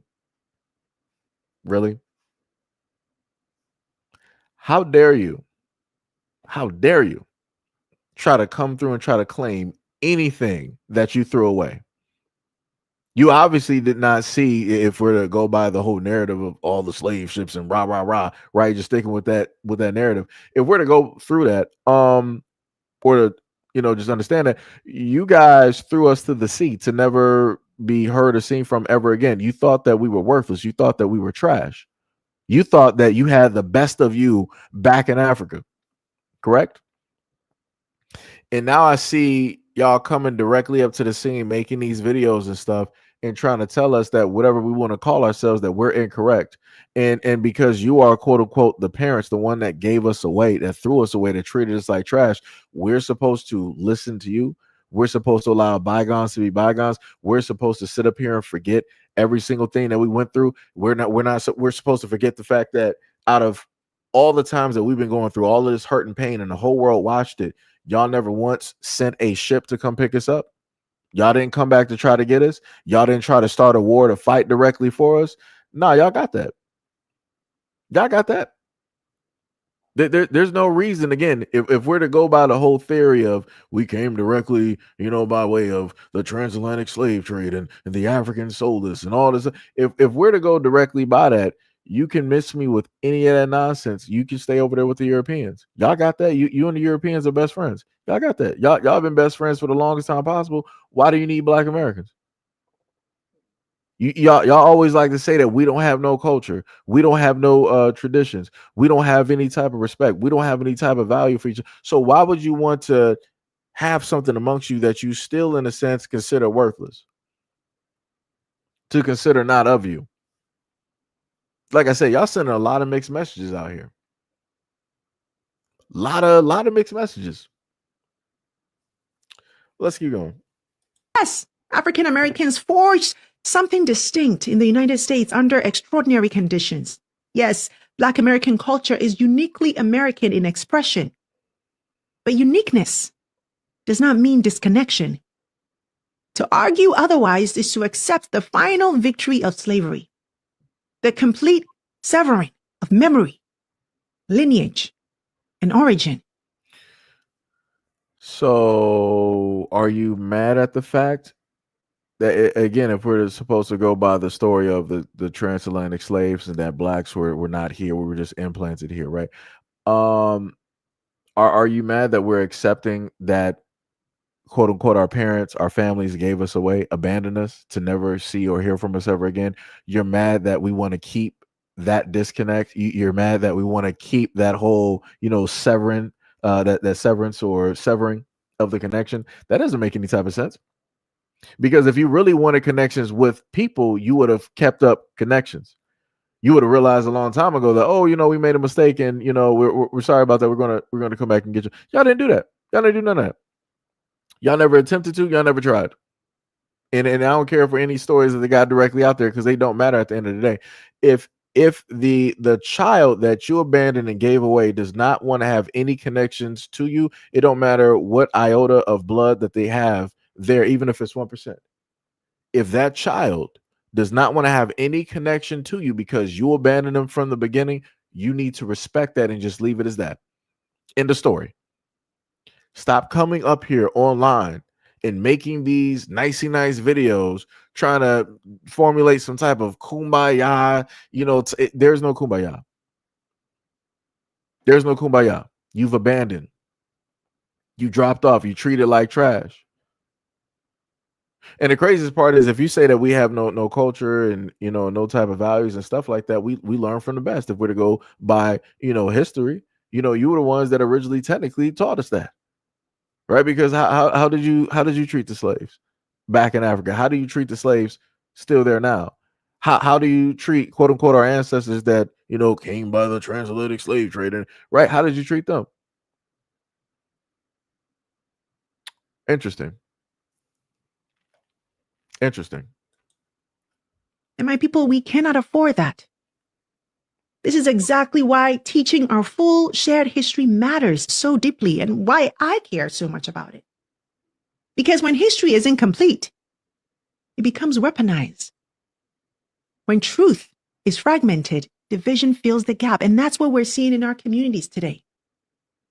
But when we teach honestly, we replace division with clarity, resentment with responsibility, and competition with something greater and more powerful: connection. Africa and African Americans are not parallel stories. They are one story, interrupted, transformed, but never erased. And reckoning with that truth is not about guilt or blame. It is about power. Right. Does You not know, the begin where. craziest thing is, the thing I love about this is that when I hear her speak, she's speaking as if she is a female version of Obama, where it's this whole thing of trying to do the MLK, kumbaya. I see little black boys holding little black girls' hands and little white boys, and it sounds just like that, but it's just that everybody, has melanin. And it's crazy how the ugliness of everything that has taken place and the causations of that are not even highlighted. It's pretty much just like it is subtly mentioned, but not really the main topic, and it's not really highlighted, but it's there. But it's like, I'm not really going to go into that, or the causation, or how the Africans basically treated their own, and how they did the whole thing with slavery, and how they still do that to this day and all this. But what we are going to talk about is how, Black Americans and Africans are pretty much the same people. And we come from the exact same source, and yada, yada, yada, and all this. Like, nobody finds it so interesting that out of all of the groups that Africans want to try to claim right now, they're not trying to claim white folks. They're not trying to claim any Armenians. They're not trying to claim the Dominicans, the Brazilians, the Jamaicans, the Haitians, those from the Caribbeans. They're not trying to claim they're not trying to claim any other group directly out here and tell them to come home, even though Africa is supposed to be the cradle of civilization. That's where, quote unquote, Eve, in the Garden of Eden, in a sense, was, or whatnot, however people want to sit up and put it. It's very interesting that if Africa is the cradle of civilization, you would think that they would be trying to tell everybody to come back home. But they're only specifically speaking on one group. And again, why is that? Somebody has to make that make sense. Out of all of the groups directly there, that could be deemed, quote unquote, beneficial to Africa, why is it that they're consistently making videos about Black Americans, aka the throwaways? It doesn't make any sense. And I still have not gotten a response on that. And I can't find one. That is 100% crazy to me. 100%. And again, nobody ever finds that to be weird. Out of all of the videos that a lot of these other groups always want to focus in on, Black Americans this, Black Americans that, I need these other groups to explain to me, why is it that Africans are solely telling Black Americans to come back home? Solely telling Black Americans that our history is really African history. Our music is really African music. Our dance is African dance. Anything that we think or create is really African. And I'm like, how? You're not trying to claim anybody else. You're not trying to do this with no other group of people but with Black Americans. Again, I find it very interesting. We're the most hated, but yet you got people out there trying to claim what they deem to be the good parts of our culture. And they want to basically take that on and assimilate that to what it is that they are. And then try to lay claim that, oh no, it's different from what Black Americans created. It's their Nah, miss me with any of that nonsense. Like I said, that's crazy. That is diabolical. So let's continue to. Am I going to save the other one for last? Yeah, I'm going to throw in like a mix. This one's going to be a little bit of a different one because I want to see what people's reaction would be to this video here, right? I can't love you because I'm attracted to Josh. I just saw Josh, and there is some chemistry. So what was the talk about?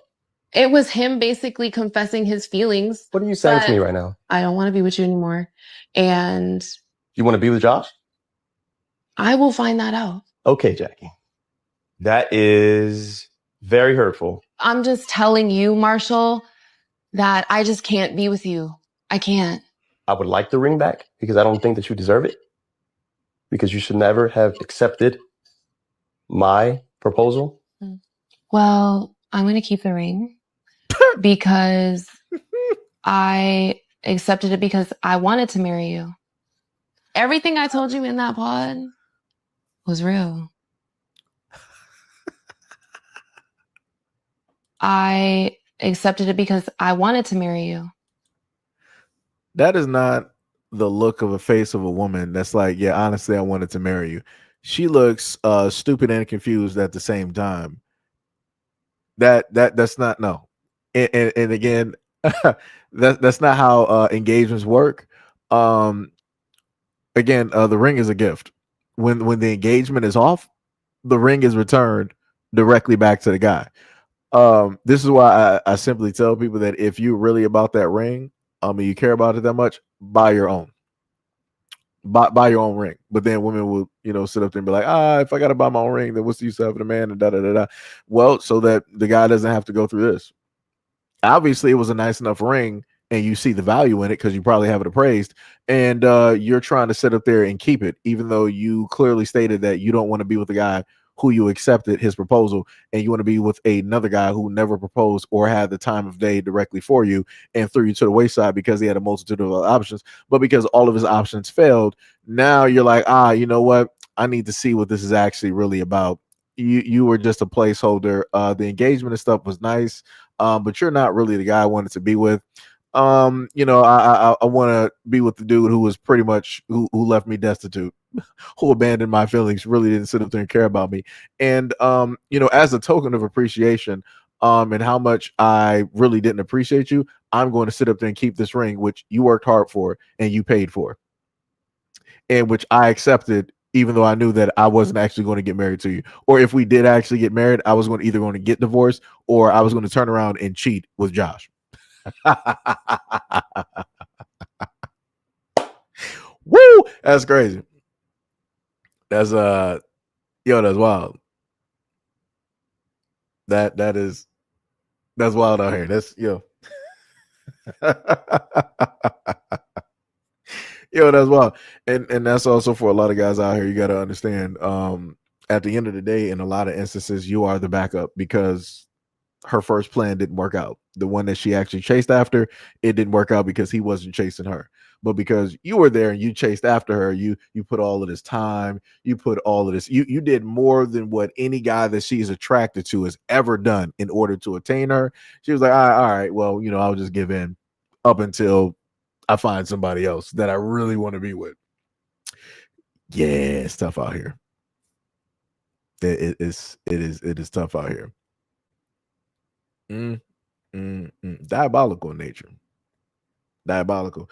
Also, for the reason I also want to highlight this as well too, a lot of women need to start, really having conversations with their sons, and let them know that there is a potentiality that you will get played.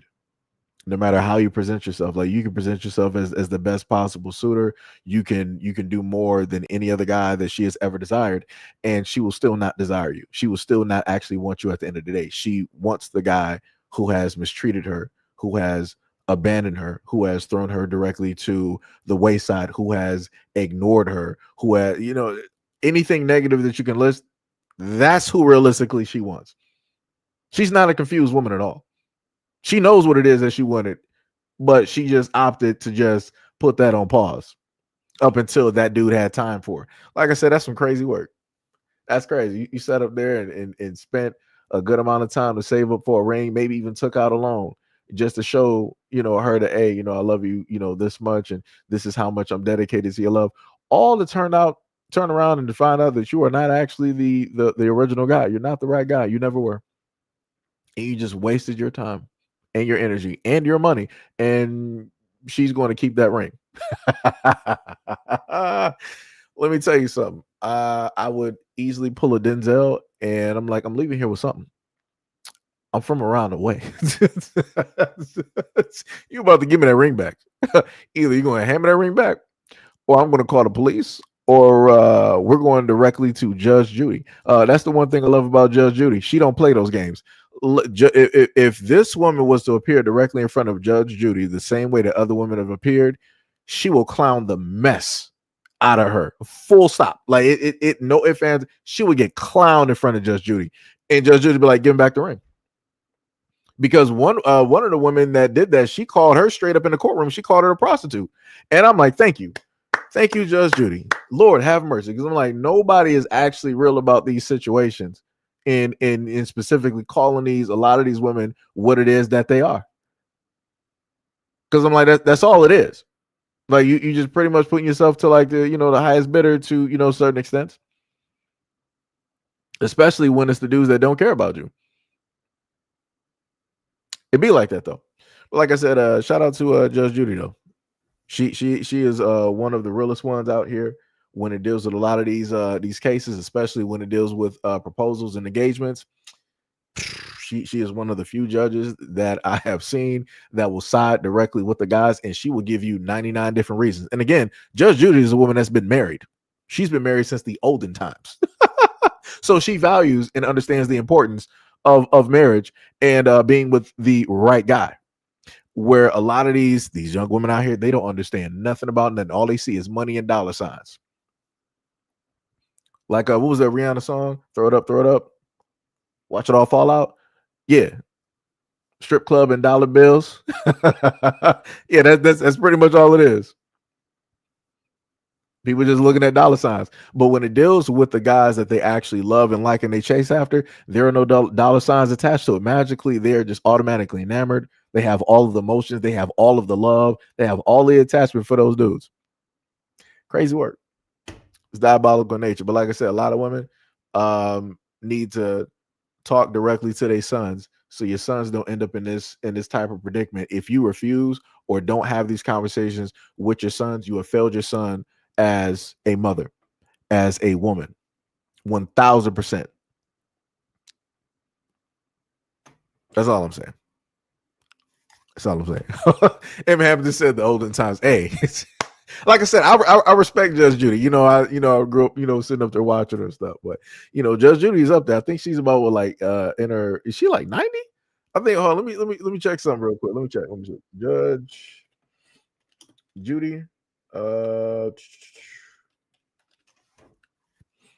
Okay, yeah. Okay, so Judge Judy was born in 1942, October 21st, 1942, and she is 83 years of age. Yeah, Judge Judy's up there. Judge Judy she was born in the 40s. Woo! That's crazy.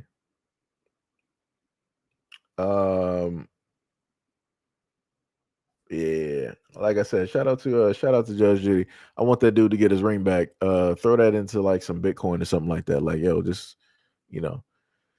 like I said, if you a dude out here and an engagement didn't go right, throw that directly into some stocks and some bonds. Just relax on any type of serious relationship. Just take your time because it ain't worth it. Just to be honest, just take your time.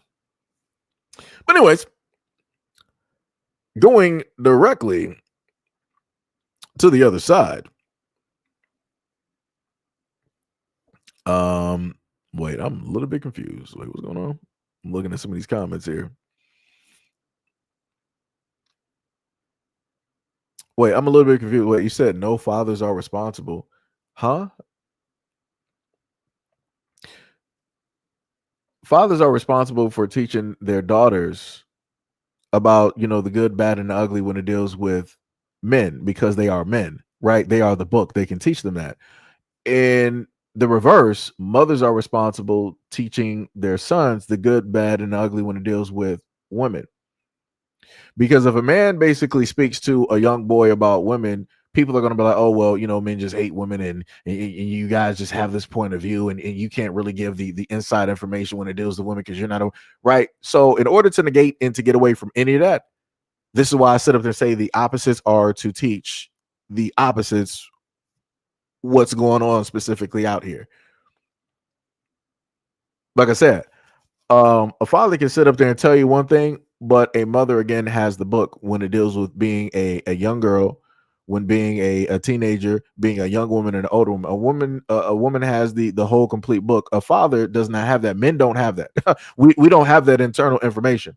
So again, we can know certain things about how women think, but then the internal, the internal tape that plays, only women actually know that. We can go off of our experiences and the conversation that we have as men, but again, the internal conversation, only a woman can sit up there and decipher that and specifically give that information, that transcript, directly over to like the son. It's like, yo, this is how these girls out here are going to sit up there and play you. These are the things that they're going to sit up there and say. These are the things that they're going to try to do. This is what they would do to try to, bring your defenses down, to try to make you feel good, or to try to coerce you and all. Like I said, only women can sit up there and tell that stuff. Women know game. Like, what are we talking about here? Like, what are we talking about?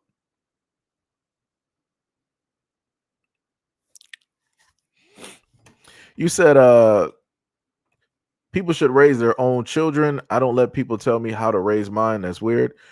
I'm a little bit confused. How did we even get there? How did we even make this about you? I'm a little bit confused. So, I didn't even know you had kids. I'm just I didn't even ask for any type of information. I'm just trying to figure out how we got to the point of knowing that you got kids and how it is that you raise. I mean, that's cool. Like, if this don't apply specifically to you, that's cool. Again, I'm going by how it is that I grew up. My mom was the only woman to sit up there and actually tell me, the good, bad, and ugly when it deals with women directly out here. She was the only one to tell me. No other woman told me that. I didn't sit up there and have no aunts sit up there and tell me that. I didn't sit up there and have no female friends sit up there and tell me that. Because when it deals with women out here, they only want the perception of women being like good and all this other type of stuff to be at the forefront. Nobody wants to mention all of the ugly parts. Nobody wants to mention any of the deception, any of the snakeetry, any of those things that go on. So, like I said, I don't know what to tell people. I'm just trying to figure out how we got, that far, directly up in there, I don't know.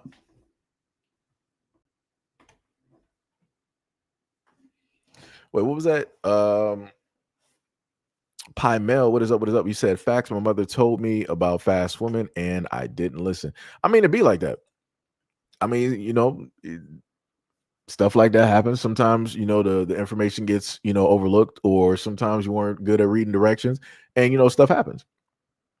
And then we live and we learn. That's how you basically move about it. But the information that you originally got and the mistakes that you made, that's when you formulate that into a type of pamphlet or a book or some pages, and then you hand that to the next generation so that they understand information. And then by understanding information, you give them a life lesson, which is taken directly from the source, which would be you, so that they understand that, yo, this is what can happen if you don't listen, if you don't pay attention, if you don't actually properly read directions, 99 different times, and try to decipher them in Latin, in different types of languages, right? So it's crazy. Shauna said, right. Seji, another person, song hi. What is up? You said men know how men think and women know how women think. Bars. That is bars. Somebody said, bro, I didn't choose the woman I was forced to engage. That's crazy. That's crazy. Shauna said, if it don't apply, let it fly. That's facts. That is facts. Soul says, stop trolling and trying to interrupt the conversation. Song guy says you must have struck a nerve. Whenever I happen to have conversations, and it's specifically dealing with women, yeah, for whatever reason, people it will sit up there and hit a nerve, and then people like, no, actually, it's the men that need to do X, Y, and I'm like, how do we get here? Like I said before, I judge all of this by way of my mother, and when I happen to hear stuff and I see people out here talking, like other women out here talking, to me it looks weird. Because I'm like, a lot of the talking points and the things that women are out here saying, my mom ain't never said no stuff like that. I ain't never heard her saying that. Like, my mom was never out here making excuses and always blaming men on something. I'm like, yo, that's wild to me. Like, that's 1,000% wild. But I guess everybody's different though. Everybody is different. You said I wasn't disagreeing with you, but okay. I was going by the first comment. So I was going by the first comment. I mean, now if maybe you might have been responding, somebody said to someone, let me see something. You said he has to do both. I don't want a broke man that loves me. That's fake AF. Call me what you want. I mean, yeah, I'm trying to even go back and see. Okay, you said that she would get sued if it was up to you. Yeah. Wait, let me go. He said, I'm not married to a man and buying my own ring. No marriage is needed. Just pay their bill, sir. I'm just saying, going back to what you said earlier about the whole ring, what I'm saying is that when it deals with men, because when it deals with marriage, women make the huge argument that, oh, men are pulling directly from our life source, and really marriage is more beneficial for the man, and da da da. Men lose everything.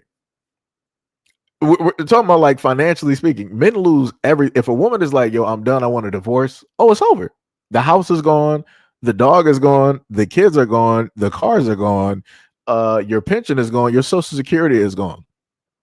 Like, everything is gone. On top of you paying child support and the guy having to still pay the bills for things that he doesn't even own anymore, he also has to sit up there and pay alimony.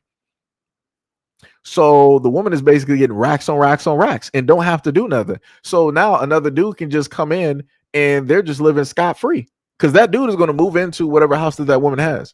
He's like, oh, the bills are getting paid. You got alimony. Oh, I don't have to do. Oh, I'm moving in. And I uncover stories like that. And I'm like, that's wild to me. That's wild to me. Because there's actually I think I gave you guys a story of an NFL player or something or rather that was going through the exact same thing, and the woman was trying to take him for alimony, more child support, and even though he's paying, like, she don't really have responsibilities, because usually when you see a lot of women out here with kids, they got their families up here helping them directly with, even if it's one kid, the woman is sitting up there passing the kid around from family member to family member to family member, sitting there and watch the kid while she's sitting up there going to the club, while she's sitting up there still living, quote unquote, her best life and all this other type of stuff. Because the dude was paying about $20K per month directly for the rent of the home, of which he can't even live in. And she specifically stated that she don't want him to be there at all, which is crazy. I'm like, because you live there and the kid is there, which means that if he was there, you got protection.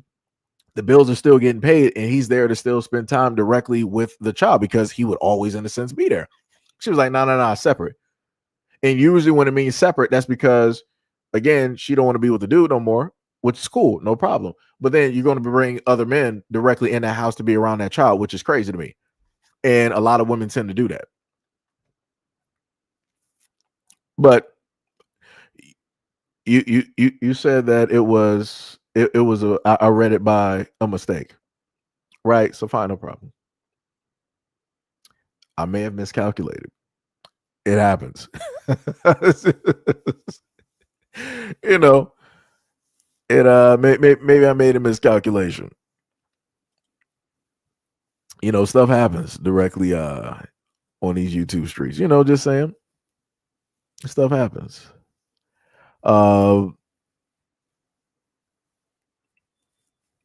Somebody said to Tiamat, don't let them bring you down.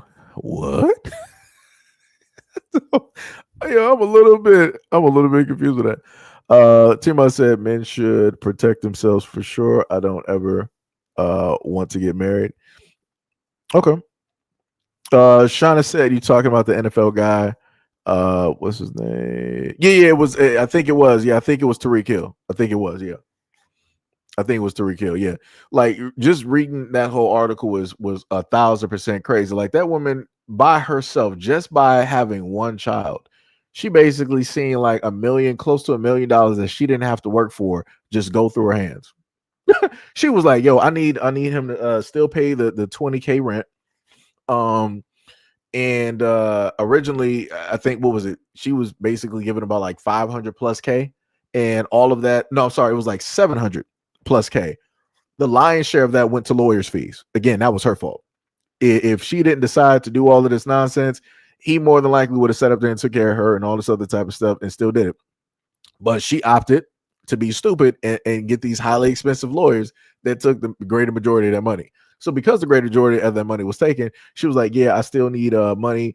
He needs to pay for me for, you know, my cosmetics, for my fashion wear, for my everyday life. I'm like, you have to be. I'm like, this can't be real. I'm like, this has to be fake. This just, and it wasn't.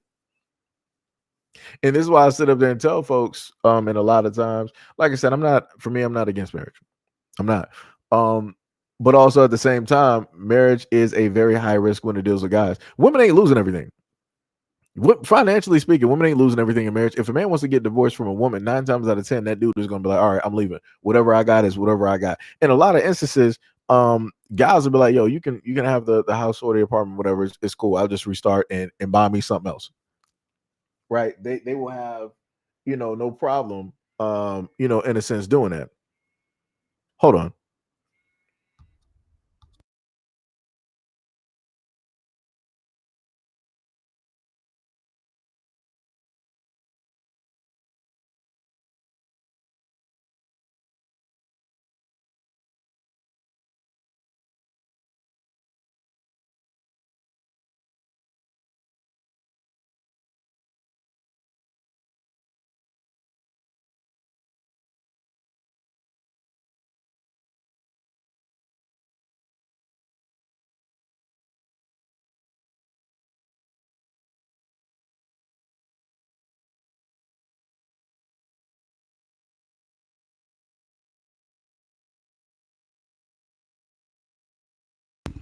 My bad. Had to take a phone call real quick. Somebody said, how do you get your messages directly to the top like that? Stuff got to get highlighted. Stuff has to get highlighted. Somebody said it's a conspiracy. Let me see.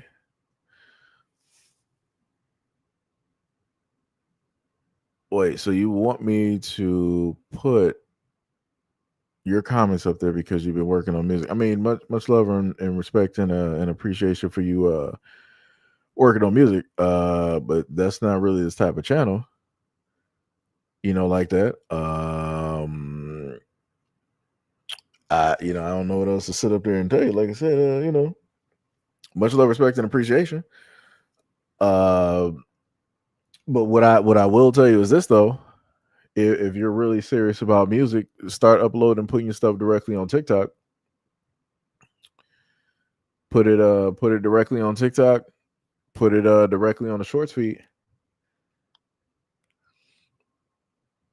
You know, you can easily do that, and that'll be one of the quickest ways to really get eyes directly on you. Because one thing I sit up there and tell you, due to the effect of the content that I happen to do here, it would not happen to fare too well. Let me tell you. No, you know, because like I said, I like to give people the best chance possible, you know, where I'm not really, in a sense, like, you know, technically associated with a lot of stuff. So, you know, and I'm just going by what I've seen other people, you know, just so happen to do. So now let's go directly to which one was the next video here? Let me see. We did this one here. Did that one. There we go. Let's go to the next one here. Looks like TikTok is dead, with millions of users deleting the app right now, and removals are up to 150%. What is going on? Now, there was a new U.S. merger, and one of the guys involved was this guy, one of the richest guys on earth, Larry Ellison, who made $100 billion in one day last year.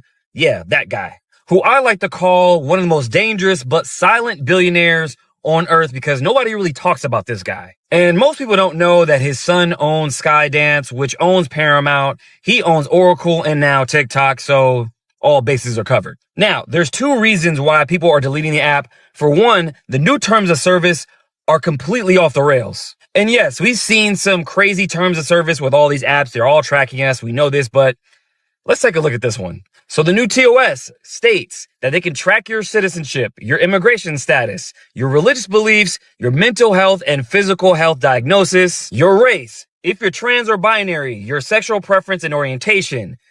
This screams FBI CIA tracking device. But it doesn't stop there, because the second thing is the censorship, which is completely out of control because you can't say the word Epstein, like ever. And yes, there's screenshots all over the internet right now where people cannot say the word Epstein or even DM the word Epstein. I mean, isn't it funny that they only release less than 1% of the Epstein files, and now this merger comes, and now we can't even say Epstein?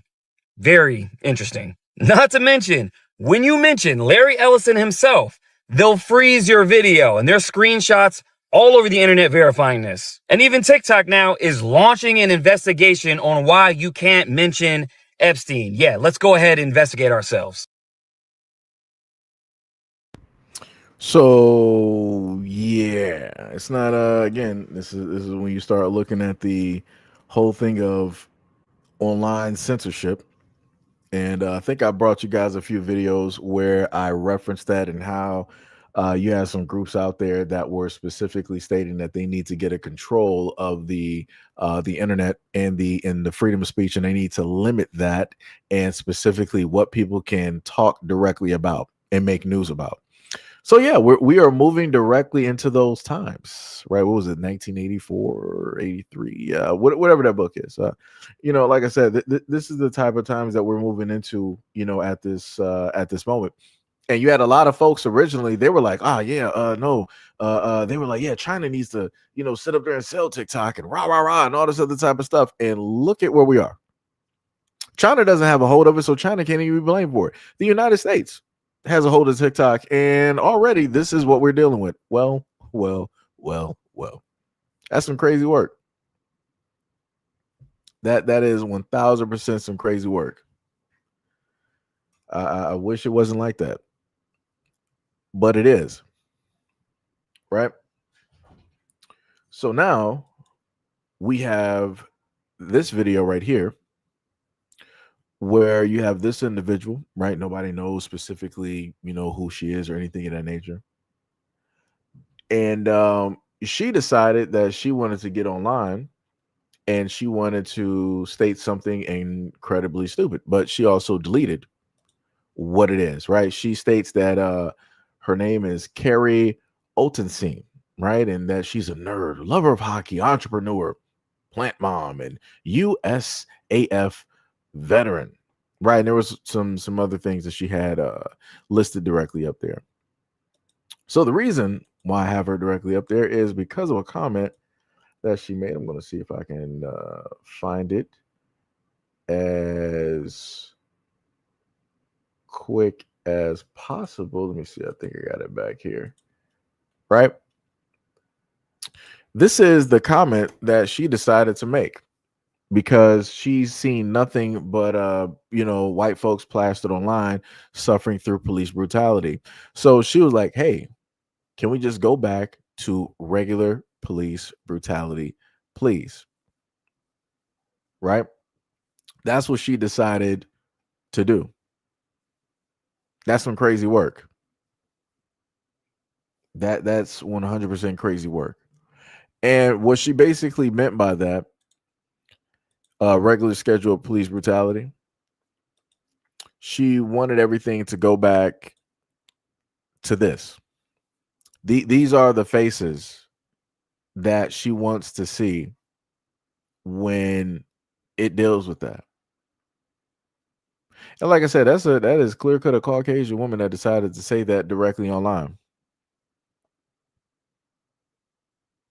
That is 100% crazy work, right? So this is what she had to state after she deleted that comment. She said, I'm sorry for the hurt I caused. My post came out of frustration at the state of the world that we find ourselves in, not towards any race.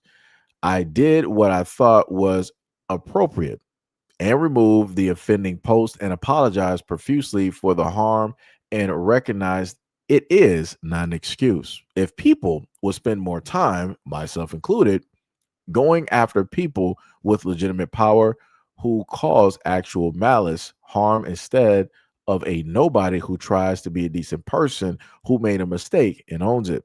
I'll be continuing to work for meaningful change and growth, both in the world and within myself. Thank you for the opportunity to learn and grow. This is where we are. This is where we are, where we have a woman like this deciding that she wants to pull up to the scene and state that she's uncomfortable with watching the reflection of herself be brutalized online by law enforcement, which she loves and believes directly in and more than likely supports. She's uncomfortable with watching images of herself online suffering through this. But what makes her comfortable, what is more palatable directly to her, is seeing this. And people wonder why it is that they say the things that they happen to say when it deals with white folks. This is clearly why. Because y'all just get online and y'all just start saying stuff that y'all don't got no business sitting up here saying. This is exactly who told you to say something like this? Who? And then on top of saying it, you didn't even want to stand 10 toes down. You wanted to delete it. You should have just went with the normal racist starter pack, and you should have just left that comment directly up there. Let social media catch directly onto it. Let it get popular. Start you a GoFundMe. Start doing a woe is me, and I'm not really that type of person. And they were this, that, and the third. And you would have had probably $1 million. You would have probably had $1 million. Just like all of the rest of them that came right before you. But nope, you didn't want to sit up there and do that.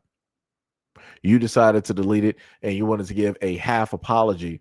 And within that apology, you basically told people that, hey, let me just repeat this again. She said, if people spent more time, myself included, going after people with legitimate power who cause actual malice, harm, instead of nobodies who tried to be a decent person who made a mistake. No, it's not a mistake. It's not a mistake to be racist. You're racist.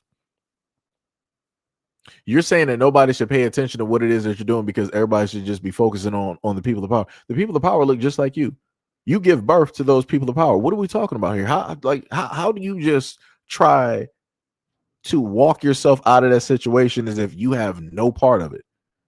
You okay that system. You vote for the system. You uphold that system, which that same system also oppresses you. But you don't care as long as other people are oppressed, as long as other people are taking the worst of the worst. You might be getting like slapped around. Susan, where's my toast? It's a little bit too brown, right? Y'all in the 1950s, that's what y'all be going through, right? But as long as everybody else is pretty much getting the brunt of it or suffering the exact same, you're fine with it. But now when you can't see anybody else out there, you got to actually deal with the facts that these are the men of your community. This is how they act. When the power that you ordained them, the power that you gave them, the power that you blessed them with, putting them into that position. And now you see the position that they've always been in and how detrimental it is. And the only reason that you can see it is because you're looking at people that look like you. You're looking at white women going through this. You're looking at white men going through this. You're looking at your sons, your brothers, your daughters, your aunts, your uncles, your mothers going through the same exact thing that Black Americans have always been telling y'all about. And now it's uncomfortable. Now it's not palatable. It's crazy. That's why. Also, shout out to the 70 people that also follow her. Let me look at these followers that she got. Can't really say that I'm too surprised. Can't really say that I'm too surprised looking at quite a lot of these faces. Can't really say that I'm surprised. Ha ha ha. And that leads me to think that a lot of these folks think the same way or are about that life. I don't know who the random Black folks are up there. That's crazy. It's diabolical, but I guess they'll figure it out. But like I said, that apology, yeah, no. Like in going directly through the comment section underneath it, she was getting chewed out. Like she was getting clowned. She was getting clowned on that and quite a few other posts directly out there. That is crazy. And white people, y'all wonder why it is that black people say the things that we say. It's because y'all get online and say stuff like that. That's why I work. That's why I work. But it'd be like that. 100%. But yeah, anyways, that's pretty much it, y'all. That is all we got. At this moment in time, I do have a video listed directly for you guys. I will probably put it directly after the stream since it's already up there, so that you guys can have something to look directly at. On top of that, again, shout out, much love, respect, and appreciation to all of my folks out here that came directly through to the stream. Hear me jibber jabber directly out there. Listening to the conversation, taking part in the conversation. Shout out to anybody who has donated, directly to the stream. Who's given any, jewels, any donations of the sort. Shout out to all the moderators. I said moderators. All the moderators for doing the Lord's work every single time, pulling up to the scene. Again, much love, respect, and appreciation to the members, to anybody that's a part of the Patreon, and anything else directly out there. Like I said, I love you guys a lot. Stay safe. I think it is supposed to get colder, so make sure that y'all take care. So let me go back through. Shout out to Brandon V World for the $5 dono, for the other $2 dono, for another $5 dono. Shout out to Brother Allen for the $5 dono as well too. Shout out to Gail for the 2 jewels. Much love, respect, and appreciation. And like I said, I love doing live streams. Been able to have these conversations directly with a lot of you guys. And also shout out to all 10,000. Let me just make sure. Yeah, shout out to all 10K that pulled up to hear the conversation and everything of the sort. Let me just check on the other side real quick. And shout out to, on the other side, how many we got directly over there? Shout out to the 120 that pulled up to the scene and decided to be directly there with the high 4-minute and 11-second duration. Shout out. Much love and appreciation. Much love. Like I said, I would not be able to do and where it is that I am without people like you. And I will catch you guys in the next video and or live stream. Peace out.